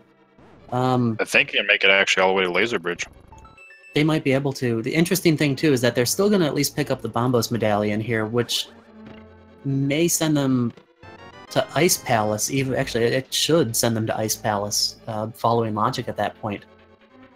Yeah, or they could go to Mire, too, as well. They'd be able to go everywhere. That's true. Except they just wouldn't have the Fire Rod.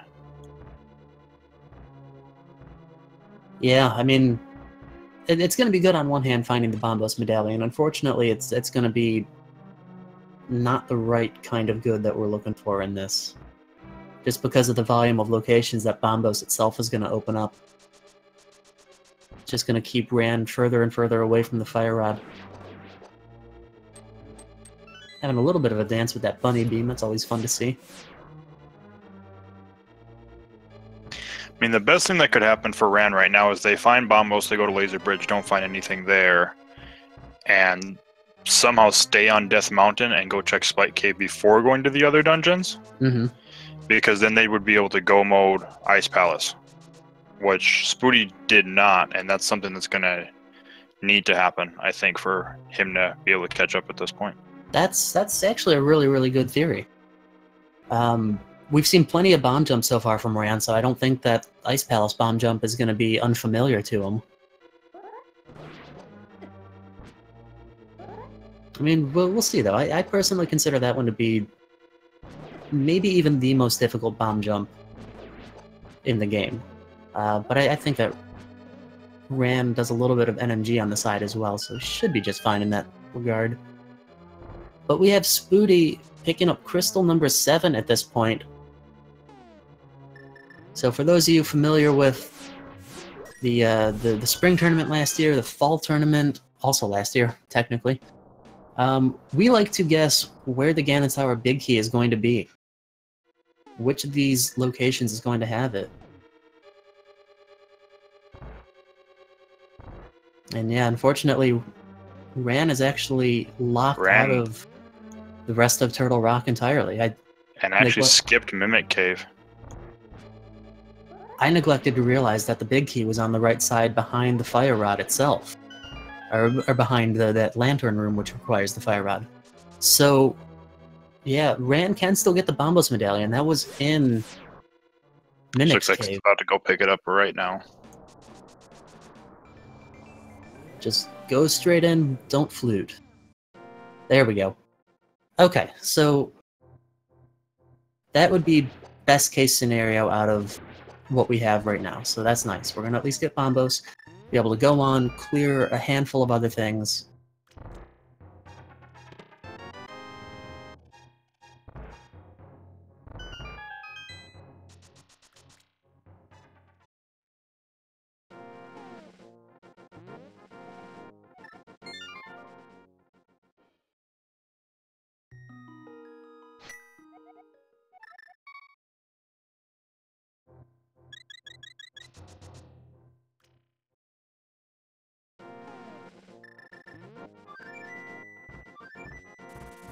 And a nice start point, too, for Ran. When you save and quit, just come on back to the mountain cave, because you'll be able to get a full heal from the old man.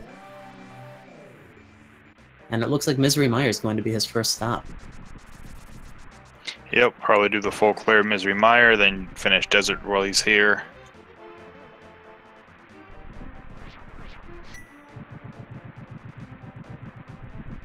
And it seems Spooty's going to check right side GT first. We found one small key in this room. So that's at least accessible to us. And with half magic, getting through this torch room, dealing with the Gibdos, not a problem at all.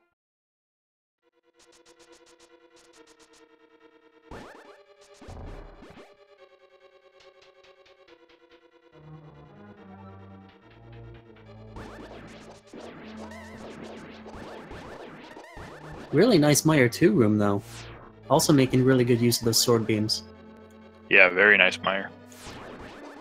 Chest number 3 has the map. Chest number 4 has the gold sword. 5 is a heart container. 6 is the bug net. So you all know what that means. It can just fill up another inventory slot. We could also get some swag nets threats on Ega too.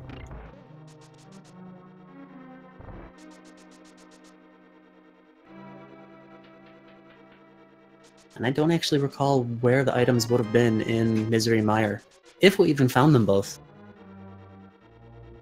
I believe one was the heart container. Okay. I don't think we found both of them, though. Yeah, because I don't think that Spooty went to the left side, at least not to the vanilla big key chest. Actually, not even to the vanilla big chest, which is always vanilla because there's only one big chest.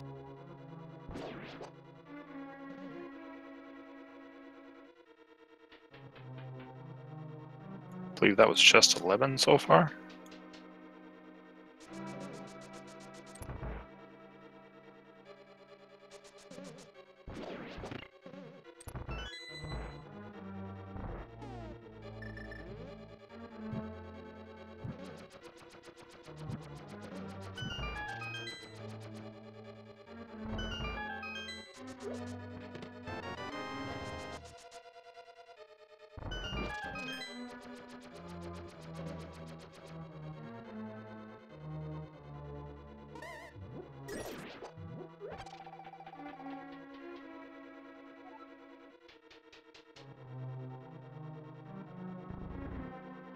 Nice to see a bonk to avoid that initial fire snake, picking up another small key.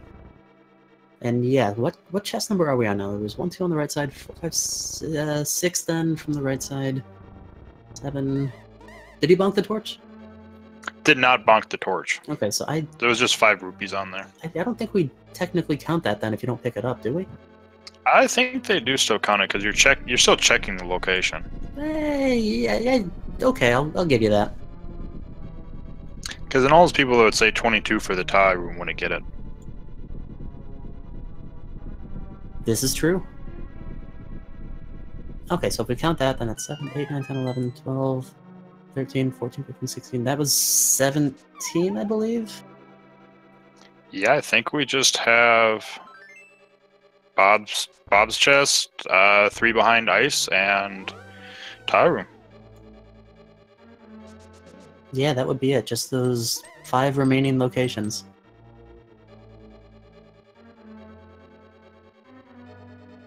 We'll see a nice bonk over that one tile gap.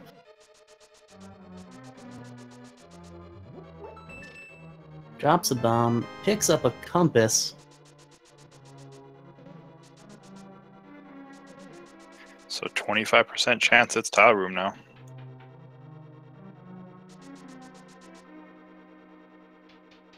I was going with sword stress because he's low on arrows. Mm-hmm. Yep, I just noticed that myself. I guess fortunately with the gold sword, it is still a really, really quick fight.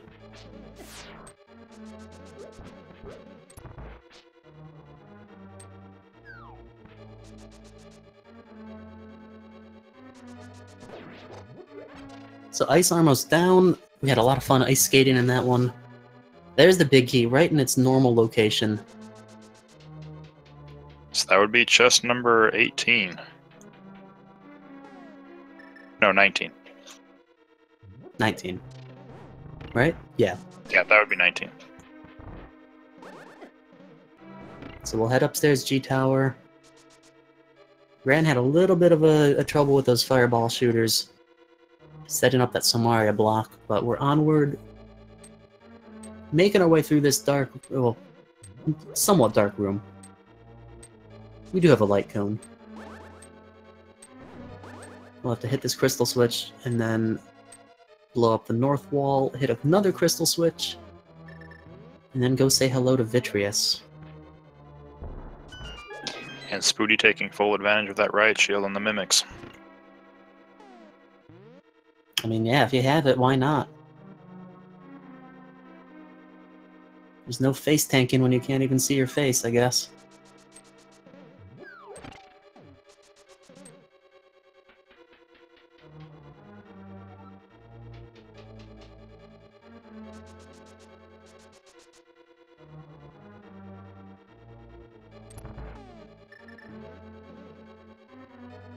So we have Ran switching 2 arrows. I'm gonna go with an NMG double spin strat with the Tempered Sword. It's a pretty good one. You don't usually take too much damage, you just need to be able to damage boost a couple of hearts. Ooh. Getting one last lightning. And that's it, Vitreous down, very clean fight.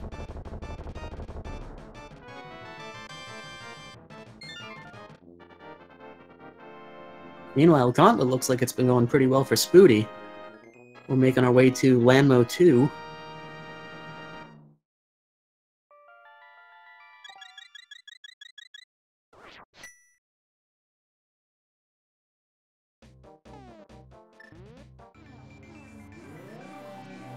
Gets one of the landmos.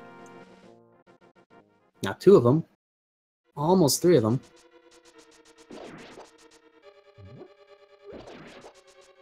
And now 3 of them.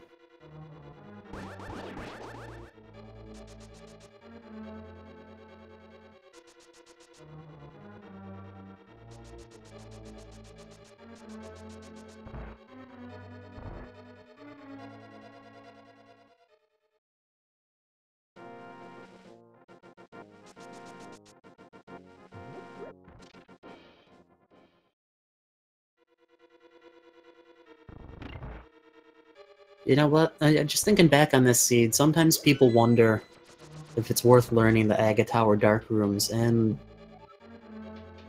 you know, my short answer to that would be there are torches in there. My slightly longer answer would be that in this case, Fire Rod itself was locked by the very item that Aghanim unlocked.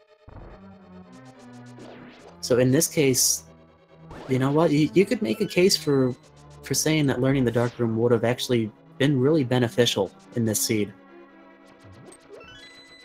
Yeah, because knowing that dark room, I mean, more than likely, if you know that dark room, you know pretty much every other dark room in the game at that point anyways, so you're not even worried about the lantern anymore. Mm-hmm. But it would have been a huge time save at that point to not even have to do Ega. You could just, or, I mean, you'd have to run it, but to not have to be looking for that lamp for as long as they were. Right. Yeah, but I mean, even still...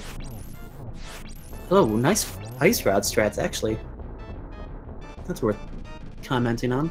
It shoots a little bit slower than the fire rod, at least, well, no, entirely. It starts off really slow, too, and then gradually builds some speed. But still the same 2 hits on each of the land mollusk snakes. Are they snakes or are they worms? I'm gonna go with worms because they burrow underground more. Let's go back to the... Let's go back to, like, the mid-'80s or late '80s or so, and we'll just call them graboids. There we go. Showing my age with that reference.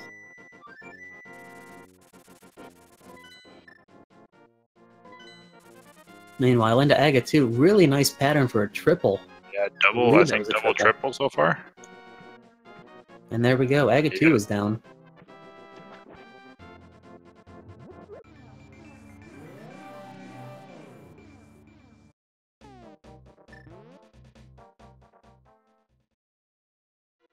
Ran heading into Ice Palace. Gonna probably full clear it looking for that fire rod. Mm-hmm.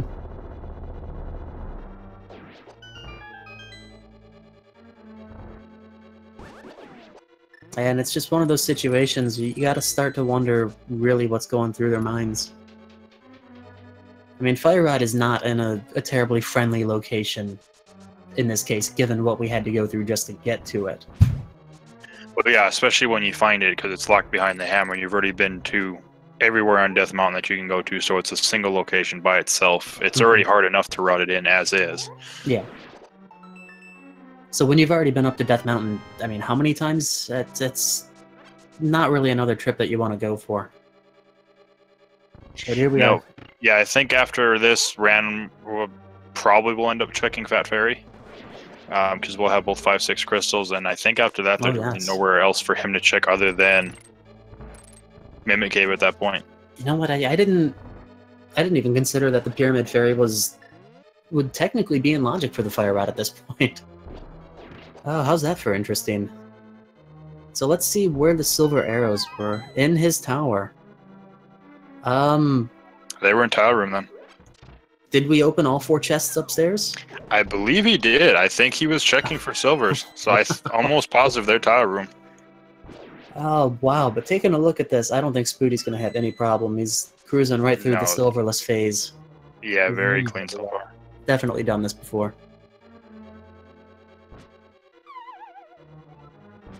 Yeah, nice. Even setting up that torch to try and get the 3 hits per cycle going.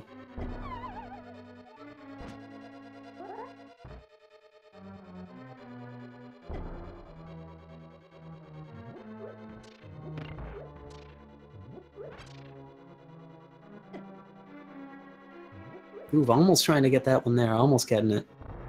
Shouldn't be too many more hits. There, actually, it shouldn't be any more hits. There it is. GG. Folks, get those GGs in chat for SpootyBiscuit. Really, really solid execution all around. Played very, very well. Never stopped moving. Found the things first. And did the thing. And Spooty finishes with a Speed Racing TV official time of 1 hour and 44 minutes even.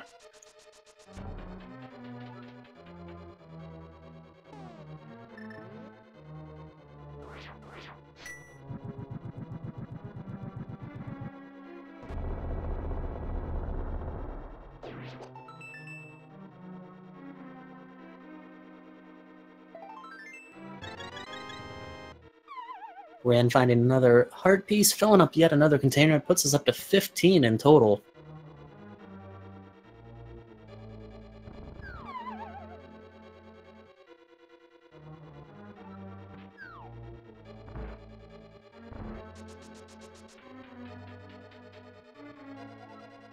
To make our way through the remainder of Ice Palace.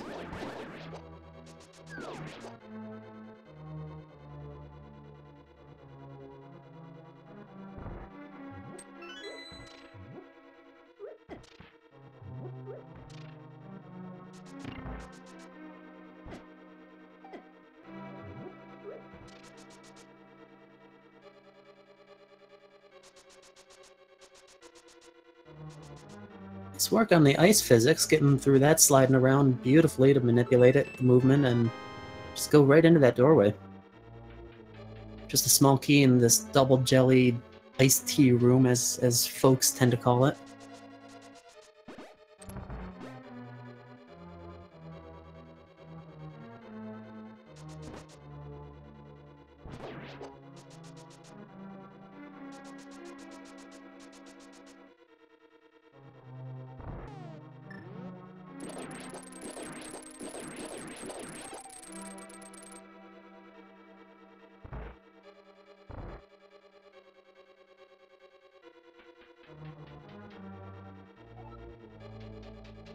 And we head back up to Basement 3. We've got a couple more things to look for in the Ice Palace. Again, unfortunately, we know that the Fire Rod is not going to be here. But in terms of the logic, in terms of the sequence, it definitely can be. So, not a bad check by Ran whatsoever, just an unfortunate one in this case.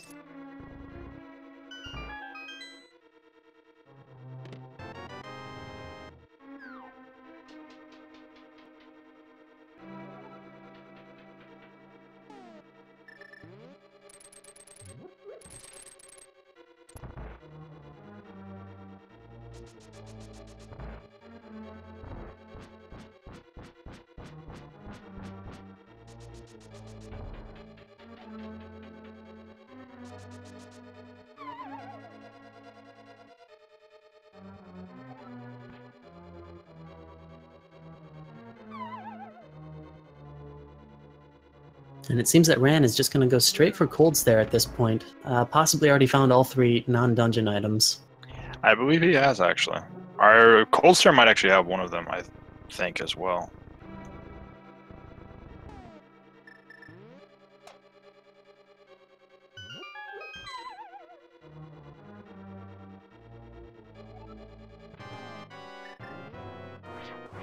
He'll get the nice quick escape for Cold Stare with the bombos, though.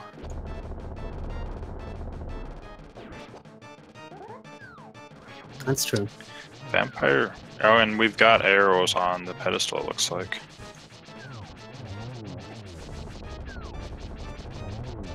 And that's 2 of the Cold Stare puffs down. And that's 3 of them down. We have crystal number 6.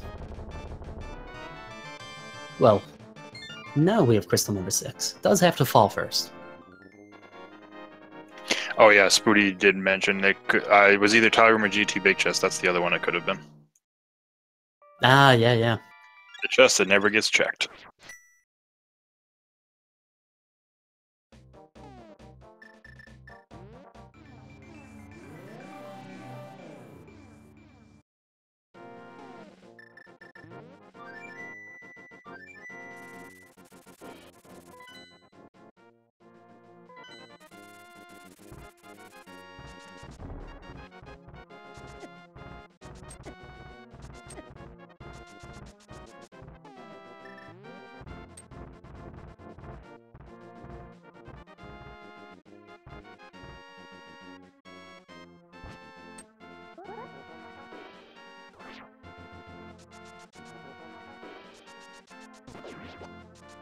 And hey there, SpootyBiscuit. GG!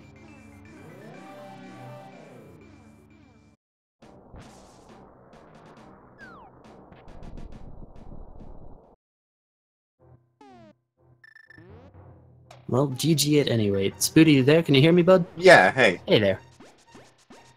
So, first and foremost, general thoughts on this seed? For starters, once I found out that I was like, there were enough dropouts that I could have been in the tournament, I started practicing like crazy. But just kind of a meta level, bit of RNG. In all my practice, I never got a Burma start, so naturally, the first time a Burma start is going to pop up is in a tournament match. Well, of course. Yeah, exactly. And so I underestimated how much magic you need to start up a Burma, and tried to farm some mice, and then didn't have enough magic for the key mouse, and I got pretty tilted by that. But once I shook that off, I felt pretty confident pretty solid in my play. Yeah, I mean, to touch on the burner thing really quick, it's a pretty baffling thing that you can see yourself with what appeared to be an eighth of a magic bar, and that it wasn't. It must have been just a little bit less than an eighth, but you weren't quite able to start it up. Yeah, that visual magic gauge isn't exact. There's all sub levels at each fill, so I guess I was just slightly below that. Yeah, kind of an odd thing because when it's running, it doesn't use magic at that sort of increment, and at least it doesn't seem to. Yeah, it seems like it's such a small amount, but yeah, you just barely have enough magic to really get through, and I kind of found that out the hard way. Yep, unfortunately, both of you did actually. So. Oh, okay. So right off the bat, I'm not alone then. No, not at all. But yeah, otherwise, you had some really, really solid execution throughout this. You moved really quickly. Your boss fights were great. The progression of this seed, though, I mean. You got your first crystal technically out of sequence from Eastern Palace because you still didn't have the lantern, and even that was right around 50, maybe 55 minutes or so. Yeah, it was it was such a front-loaded seed. We got so much, like in Kakariko and everything, like everything except there was one item we needed to do pretty much every dungeon. Right. And I'm just like flopping around trying to find it, and it's another one of those seeds where I really wish I knew how to do a Dark Room Agaton Tower. Because every time, there'll be a tournament match where there'll be a match where it would be really valuable to be able to do that. And I'm like, I should really learn that. And then I try to learn it, and I get really frustrated and stop trying to learn it. Yeah, this would have been a seed to know that, if there's ever going to be a seed for it anyway. Because not having a fire source locked you out of several things. Not having the hammer locked you out of, I don't even know how many more things. And collectively, you needed both things to really start to progress through this. So it was just you were very, very limited on what you could do in dungeons up until a certain point, and eventually we found that lantern, and once you had it, it was seemingly pretty smooth sailing. Yeah, I almost fake powdered for when I was there the first time, and then I was like, no, I don't have the hammer. It's gonna be really slow. I have to go back to the portal again, And then almost immediately after I turn in the mushroom, I'm kicking myself because it's like, oh, I have flute. I could come back and turn this in really fast. What I should probably do, it occurred to me immediately after I turned in the mushroom, just go up to Zora, clear all that out. Then I can save and quit, turn in the mushroom, and if it's bad, I can hard reset to get my mushroom back and to go fake powder. Right. But just thought of that a little too late, and it would have saved me some time here, but it worked out in the end. Well, I want to ask, did you ever consider at any point that the fire rod might have been inside of Turtle Rock? Yeah, there was this, that was actually, Spike Cave was first, and then I was thinking maybe find the last item in Hera and then try Turtle Rock. That was going to be my plan. Yeah, and interesting to note on that sequence, your opponent, Ran, has actually... didn't get back around to Spike Cave for some time. Wound up going to Turtle Rock himself and making that play. Unable to get the big key, but in another interesting turn of events, still keeping it within sequence, he was able to get to Mimic's Cave, get the Bombos Medallion, and then that sent him all the way through Misery Mire, Ice Palace.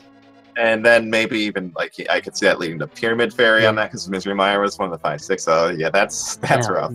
The crazy thing about that is that it's all within logic. It could have absolutely happened. Yes, that's rough.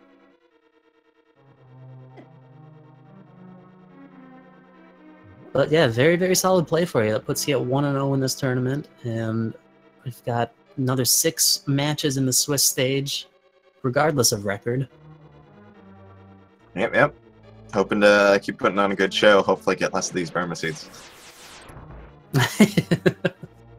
Well, who knows? Maybe you'll get a different item each time.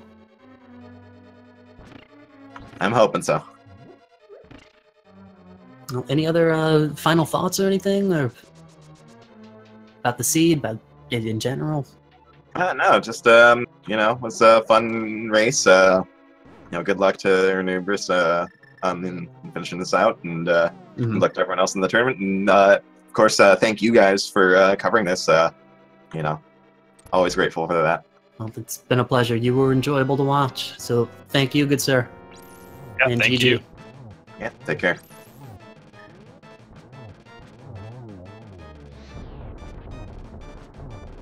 And at this point, we have Ran finishing off Trinex, getting through the Fire Head at the Ice Head, almost through the Ice Head.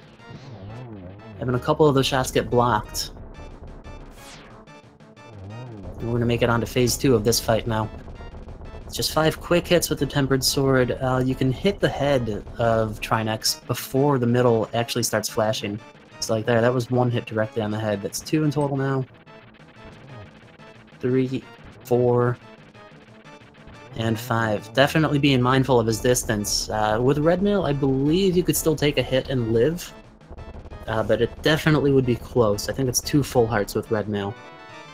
Yeah, it's 2 full hearts, so he would have survived another hit, but that would have been it. So with that, we get bombs, we get our final crystal, and Ran is going to be straight on his way to Ganon's Tower.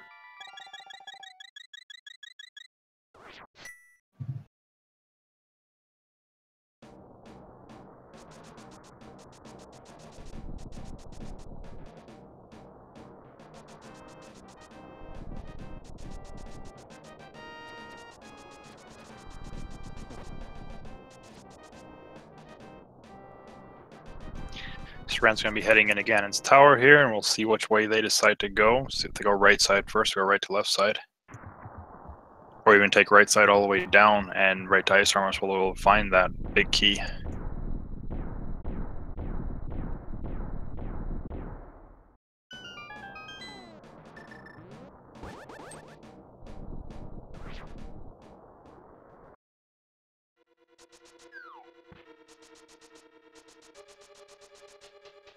Gonna start right side at least.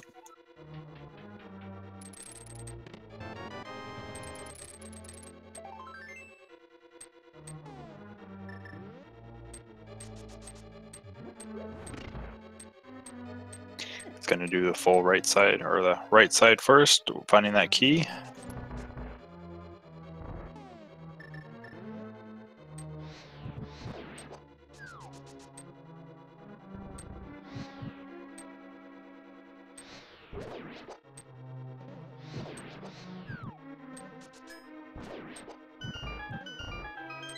Oh, loses that torch. The jelly blocked him. Yeah, that's unfortunate. This room has some pretty tight timing. Should be much, much easier the second time around with some of those enemies cleared out.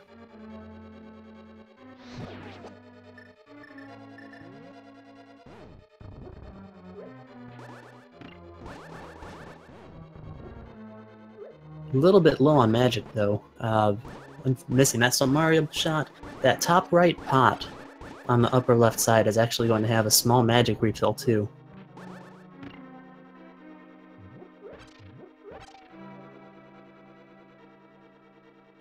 He does have a green potion too, worst case if necessary. Okay. So that helps. That's beneficial.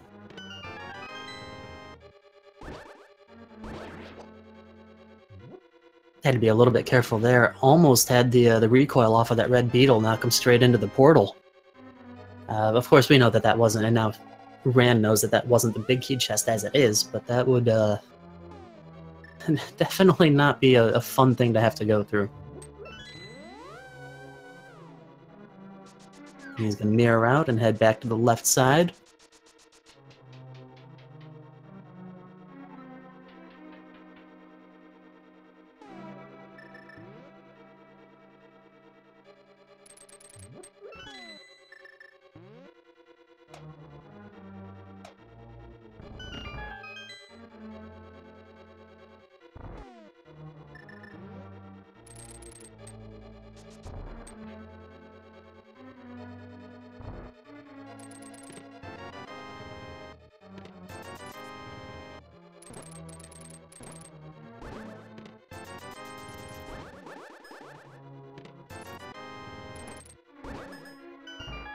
All the skeletons dropped to full magic.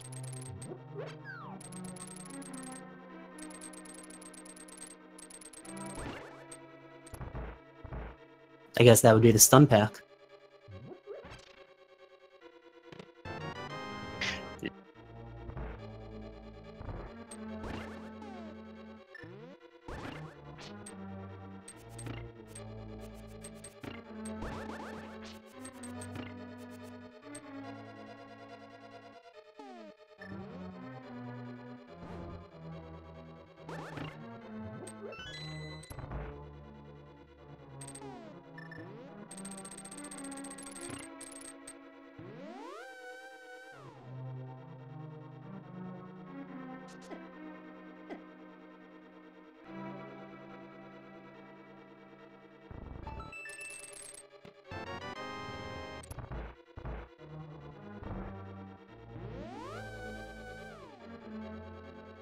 as we get through this tower and eventually up through Ice Armos and back to our big key, you guys enjoying this?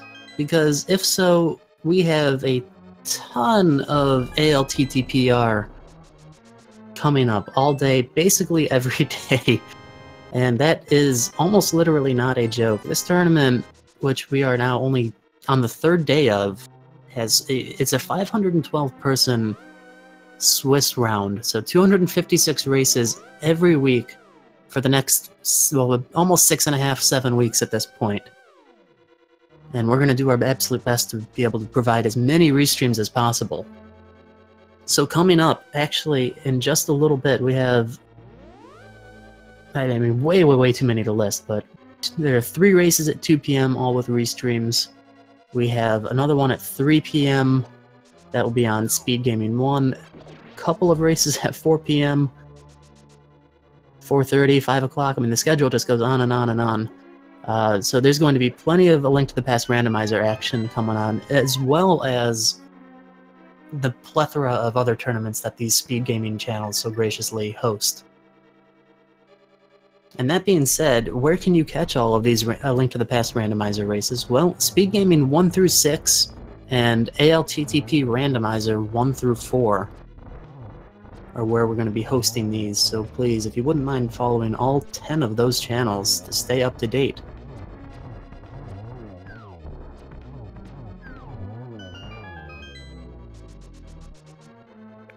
And also, if you've enjoyed the race, other than following all the Speed Gaming family and the ALTTP randomizer, definitely go ahead and throw the runners a follow.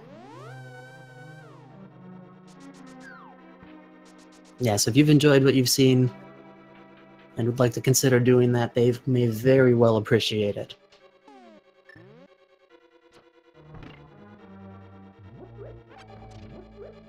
So here we go. Ran moving upstairs through this spike room. I don't know what the actual name for that room is. Like the NMG practice hack has like names and whatnot for specific rooms. Randomizer community has come up with names for specific rooms. I don't know if that room has a specific name. So spike floor room it is. As we get through Mimics 1 pretty quickly, onto Mimics 2. So aptly named because it is the first and second room with Mimics. As you could well imagine, I don't know where that name came from.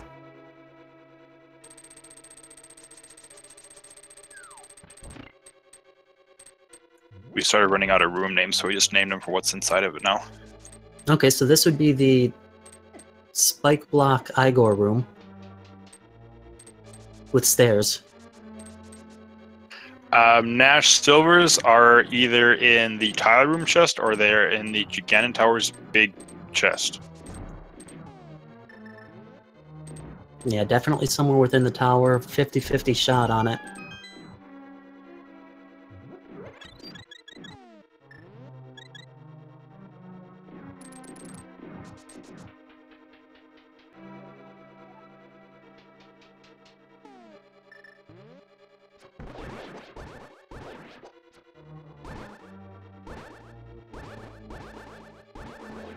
Making some use of sword beams to take out the red horse head as we start Gauntlet.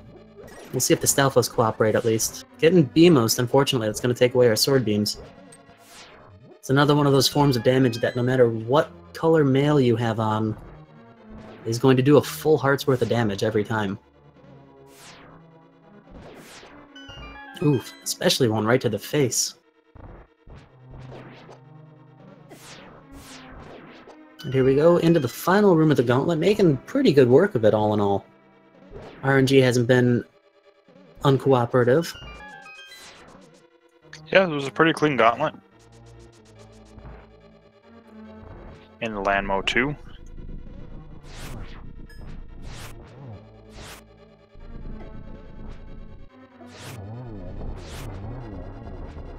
And there's 2 down.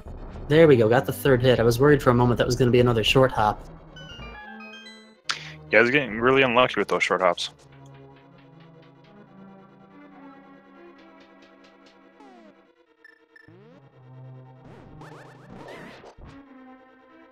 Just misses the triple kill there.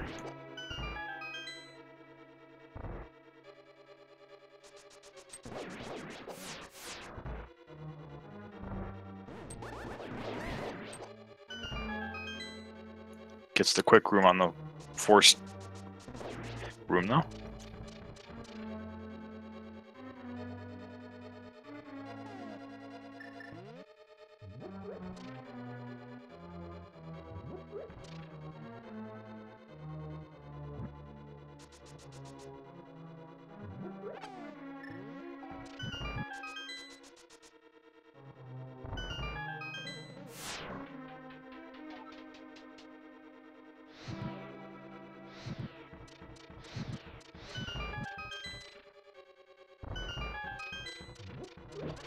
And as a, not really a consequence, I guess, but of going through pretty much the entire tower, we have more than enough small keys that one from the mini helm sword is just going to sit there for a while.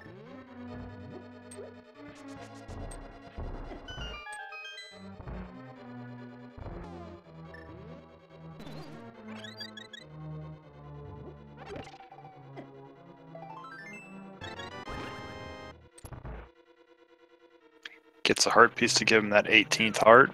18 hearts.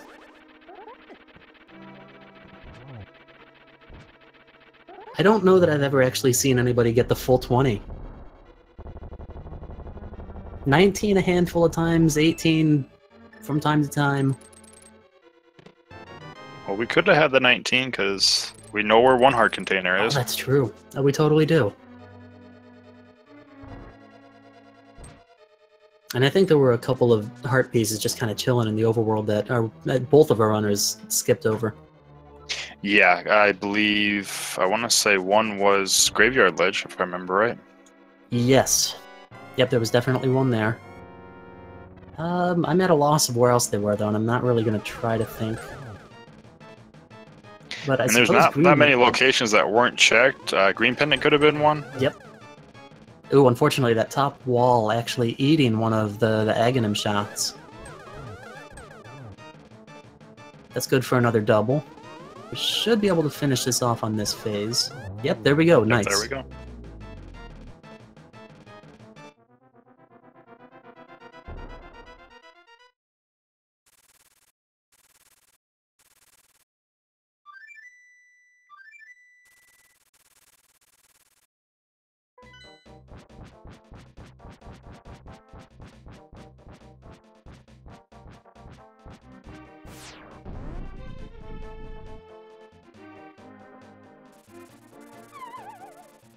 And we'll see how Rand does on the Ganon fight.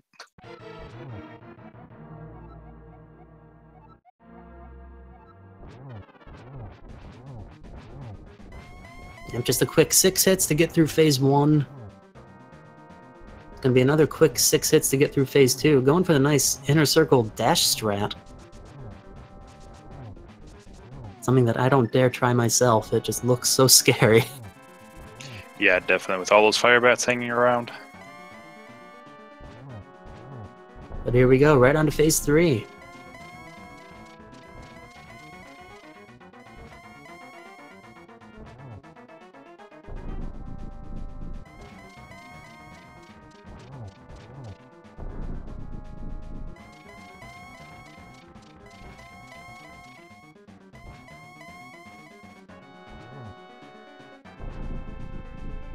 And straight on to phase 4 now. Did you find the arrows in my tower?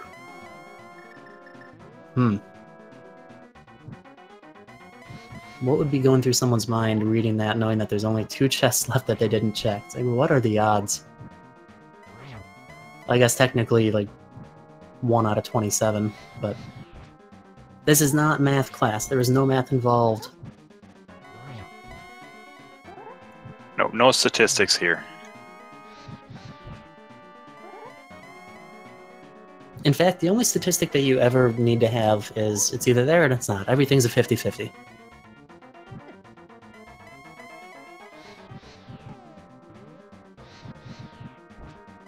Starting to run a little bit low on magic, so it's good to see that he does have that green potion, as you had mentioned a few minutes ago.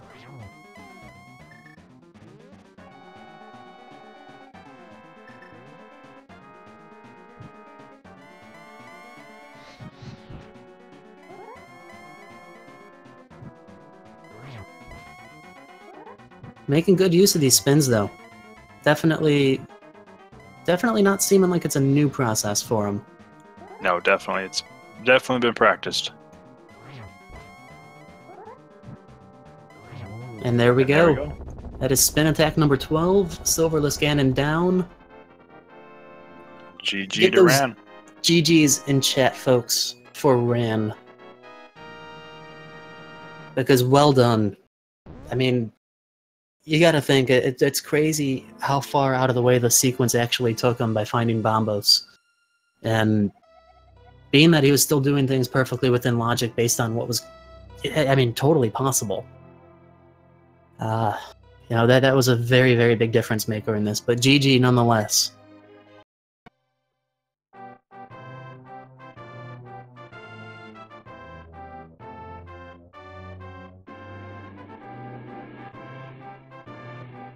And we have Ran in our waiting room, so let's go ahead and bring him on in. Hello there, Ran. Can you hear us? Hello. Hey there. Hello. Well, first and foremost, I would like to get your thoughts on this seed. How are you feeling? What's going through your mind at the moment? Well, a lot of very not great things that I'd like to say about this seed, but that I won't say live on stream. But I honestly just I ended up 100%ing everything, and it killed me. You know, I literally just was looking too long for the lamp, and then I was looking too long for the fire rod, and passed by it when I went to Hera the second time, and went back when I went back after I dipped Turtle Rock, and then did Mire and did Ice, and then came back and went, where the heck could it be? Went, oh my god, what is wrong with me? Well, let me try to put you a little bit at ease. I mean, first off, there's absolutely nothing wrong with the plays that you made. The crazy thing about this, analyzing the logic from what we were able to see, is that one, there was a very real chance of the fire rod being in Turtle Rock. Two, finding Bombos there instead sent you, like you said, to Ice Palace, to Misery Mire. Pyramid Fairy would have been an option. All of that stuff was perfectly within the sequence. Any of those things could have actually had the fire rod. So consider it more of an unfortunate that you didn't find it there, but everything pointed toward those locations. Being in Spike Cave was, I'm going to say that it was just not nice. Flat out not nice. After what you had to go through to even get the hammer to get into Spike Cave. Yeah, I mean, having to go through the reason I feel like I was behind is because I was looking for the lamp for so long, and I feel like did Spooty do Dark Aga Tower? No. No. Okay. Nope. Actually, Spooty found the lamp only, I want to say, less than 5 minutes before you did. It wasn't far off in that regard, and it was still close to an hour in. Yeah, I was thinking it was like 3 minutes or so. Okay, so I mean, we were kind of on track there. I should have known, because the seed gave us Cane of Burna, like at the start of the game, and generally the way V29 has been working is whatever it gives you early, you should check the locations of that before you check anything else that you've got mid-game or late game. You know, that's actually a pretty good theory, because yeah, Cane of Burna would be in sequence then to do Spike Caves, so that you don't have to take damage on that. Yeah, so like, and I just walked right by it and like forgot about it, and I went and then I came back and went, I totally forgot I didn't do this, and I was like, it's got to be there. It's because I know it's not going to be Fake Fairy. Like, I just knew it couldn't be Fake Fairy because of all the things that had happened in that seed, and the fact that he had finished at that point. You know, I was like, it can't be Fake Fairy because he would be around where I am if it was Fake Fairy. You know. Yeah, you can kind of metagame a little bit based off of that. I mean, otherwise, I gotta say, execution was good, and one of my favorite things to see out of any runner is, first off, how long have you been playing the randomizer? I know you have a little bit of NMG experience, is that correct? I do. I just started running NMG like last month, and I've been playing the randomizer since maybe like December. So like not a long time, November, December, like when the fall tournament was going on is when I started like watching and getting into it. Well, one of my absolute favorite things to see then is that you just keep moving. If you've got locations to check, you just keep going for them. Yeah. I mean, the last 2 seeds just have not been very kind to me. Like, the last seed I did, I would have had a better time. It was a full clear, just like this one ended up being for me, but it was actually an Agaped seed. Oof. And that one was actually a better time with 7 deaths than this one was. You know, things just fall into place differently every time, and I mean that's where the name Randomizer comes from. So it is what it is, and I'm happy that I finished, and I'm happy that I got through it. I'm happy that I'm in the tournament, and GG to Spooty, and thank you guys for commentating. Thank you to Speed Gaming for restreaming the race. I really appreciate it. It's really cool that they're doing this in this huge tournament with 500 people. It's actually insane. you know what? You are not wrong. It is an undertaking, and you know what? We're glad to have you here being a part of the tournament. Well, thank you, man. I appreciate it. I'm looking forward to my next race, and we'll see how I do in the whole tournament. Let's see if I can win some. Yep. Well, the good thing about the Swiss round is that we've got 7 races in total, regardless of record. So definitely looking forward to seeing more of you. All right, thanks, man. I appreciate it. Have a good day, everybody, and keep watching more of the Randomizer. Well, there we have it. Sir Linkalot, my friend, any closing thoughts, any good words for us? No, I mean, that was a great seed to commentate. I don't know so much about the runners, especially with the hammer location, everything like that, but it was definitely fun seed to commentate, and I'm looking forward to doing more and seeing all the randomizer we're going to have for the next, 7 to 10 weeks, because it's a crazy amount. Indeed. Yeah, without any doubt. There's a lot to go, a lot of randomizer left, a lot more today on the various Speed Gaming and ALTTP randomizer Twitch channels. So like I said before, be sure to follow Speed Gaming 1 through 6, ALTTPR 1 through 4, so you can keep up on all of it, if that's even possible, because there is that much of it. It's a really, really good thing that's being put on. So with that, I would like to thank our tracker, Michael, doing a great job tonight. Well, this afternoon, I guess. It's not tonight. Yeah, it's not here anyway. And Sir Linkalot, it's been a pleasure chatting with you about this for a bit. Yeah, definitely. It was great. I hope to do it again. Indeed, well said. And I'm in the name of DT. Everyone out there in Viewerland, have a great day. And I'm Sir Linkalot777. Have a great day and enjoy the rest of the rando for the day.